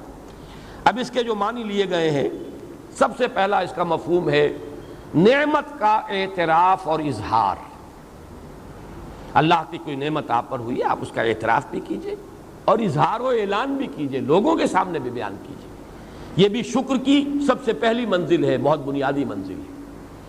اس کی بالکل برعکس کیفیت یہ ہے کہ کسی شخص کو اللہ نے آسودگی دی ہے لیکن پھٹے کپڑے پہنے پھر رہا ہے، نعمت کو ظاہر نہیں کر رہا. اگر کسی کی تنگی ہے، اس کے کپڑے پھٹے ہوئے ہوں یا اس کے اوپر اگر لگے ہوئے ہوں پیوند، کوئی حرج نہیں. لیکن یہ کہ ہو کشادگی اور آسودگی اور پھر انسان یہ حلیہ بنائے، یہ گویا کہ یہ اس نعمت کا انکار ہے، اس کو چھپا رہے ہیں آپ. تو اعتراف و اظہار نعمت اور اس پر اللہ کا شکر ادا کرنا۔ دوسرا مرحلہ ہے نعمت کی حق کی ادائیگی، جس کام کے لیے وہ دی گئی ہے نعمت اس کو اس کے لیے استعمال کیا جائے، اس کو کہ امام راغب اصفہانی نے یہ شکر بالجوارح سے تعبیر کیا ہے، اس کا حق ادا کرو اس نعمت کا۔ لیکن سب سے اہم حصہ جو ہے جو حضور پر نعمت خصوصی ہوئی ہے صلی اللہ علیہ وسلم، وہ نعمت ہدایت۔ سب سے بڑی نعمت ہے ہی نعمت ہدایت، بلکہ میں آگے بڑھ کر جملہ کہہ رہا ہوں، نعمت ایک ہی ہے اور وہ ہدایت ہے، اور کوئی نعمت نہیں دنیا میں۔ ہر نعمت دوسری جو ہے وہ تابع ہے۔ اگر نعمت ہدایت ہے تو صحت بھی نعمت، اولاد بھی نعمت، مال بھی نعمت، فرصت بھی نعمت۔ اغتنموا خمسا قبل خمس، 5 چیزوں کو 5 چیزوں سے پہلے غنیمت سمجھو، اپنی زندگی کو موت سے پہلے غنیمت سمجھو، یہ بھی نعمت ہے۔ فرصت کو مصروفیت سے پہلے غنیمت سمجھو، فراغت فرصت۔ اسی طریقے سے صحت کو بیماری سے پہلے غنیمت سمجھو، جوانی کو بڑھاپے سے پہلے غنیمت سمجھو، تنگ دستی سے پہلے اگر اللہ نے فراخی دی ہے غنیمت سمجھو۔ 5 ہی نعمتیں ہوئیں، عمر ہے، صحت ہے، اور دولت ہے، فرصت ہے، یہ تمام چیزیں نعمتیں ہیں۔ لیکن نعمت ہونا ان کا منحصر ہے اگر نعمت ہدایت بھی موجود ہے، یعنی جس کو آپ کہتے ہیں نا وہ چیز کہ جو جس سے مس کر جائے گی وہ سونا بن جائے گا، اور اگر وہ شے جو ہے وہ مس نہیں کر رہی تو لوہے کا لوہا ہے۔ ان میں سے کوئی شے نعمت نہیں ہے جب تک نعمت ہدایت نہ ہو۔ اگر آپ کو صحت ہے اور ہدایت بھی ہے، آپ اس صحت کو خیر کے لیے استعمال کریں گے، دولت ہے، ہدایت ہے، خیر کے لیے، بھلائی کے لیے، اللہ کے دین کے لیے، لوگوں کی مدد کے لیے استعمال کریں گے۔ اور اگر صحت ہے، ہدایت نہیں ہے تو بدماشیوں میں جا کر اپنی جو ہے قوت جو ہے صرف کریں گے، وہ فرصت جو ہے کسی اور برے کام میں لگائیں گے۔ اگر ہدایت نہیں ہے تو وہ تو زحمت ہو گئی، وہ رحمت نہیں زحمت ہے، نعمت نہیں بلکہ وہ عذاب کا ذریعہ بن گیا۔ تو ہدایت ہی در حقیقت واحد نعمت ہے جو فی نفس ہی نعمت ہے، باقی ساری نعمتیں اس کے ساتھ مشروط ہو کر نعمت بنتی ہیں۔ اللہ نے ہدایت دی ہے، اے نبی اب عام کرو، چرچا کرو، پھیلاؤ، اس کی تبلیغ کرو، حکمت بانٹو۔ الحکمت ضالۃ المؤمن هو احق بها حیث وجدها، عام کرو اس علم کو، پھیلاؤ۔ یعلمہم الکتاب والحکمہ، قرآن کی اس دعوت کو عام کرو، یہی آپ کا جو ہے سب سے بڑا اللہ کا احسان جو آپ پر ہوا سب سے بڑھ کر یہ، اور یہی ہے در حقیقت اس کا حق کہ آپ اسے عام کریں اور بیان کریں۔ اس میں بعض صوفیہ نے ایک بات کہی ہے، اور وہ یہ ہے کہ بعض ہمارے اکابر جو ہیں خاص طور پر تصوف کے میدان کے، ان سے کچھ منقول ہیں ایسی باتیں کہ عام آدمی سمجھتا ہے کہ وہ بڑا تکبر اور عجب کا اظہار انہوں نے کیا۔ مثلا یہ کہ شیخ احمد سرہندی رحمۃ اللہ علیہ اپنے بعض ایسے مقامات کا تذکرہ کرتے ہیں کہ عام آدمی سمجھتا ہے کہ انہیں بیان نہیں کرنا چاہیے تھا، اللہ نے اگر یہ رتبہ دیا بھی تھا تو اس کو بیان کرنے کی ضرورت نہیں تھی، نہ کرتے تو اچھا تھا۔ اس میں تعلی اور تکبر اور کچھ عجب کی بو آتی ہے کچھ لوگوں کو۔ اسی طرح سے کچھ اسی قسم کے دعوے جو ہیں شاہ ولی اللہ دہلوی کے بھی ہیں رحمۃ اللہ علیہ، بعض حضرات کو ان سے بھی انقباض ہوتا ہے، لیکن یہ کہ قاضی ثناء اللہ پانی پتی رحمۃ اللہ علیہ نے ان کی طرف سے دفاع کیا ہے، اور وہ دفاع یہ ہے کہ یہ بھی در حقیقت اس حکم کے تابع ہے۔ اللہ نے اگر وہ مقام دیا تھا اس کا اظہار و اعتراف ان کے ذمے تھا، اگر وہ اسے بیان نہ کرتے، اور ظاہر بات ہے کہ وہ اپنے تزکیہ نفس کے اس مقام تک پہنچ چکے ہوتے ہیں یہ حضرات کہ اب ان کے لیے عجب اور تعلی والی بات نہیں ہوتی، ان تمام رذائل نفس سے تو وہ اپنے نفس کو پاک کر چکے ہوتے ہیں۔ قد افلح من زکاہا۔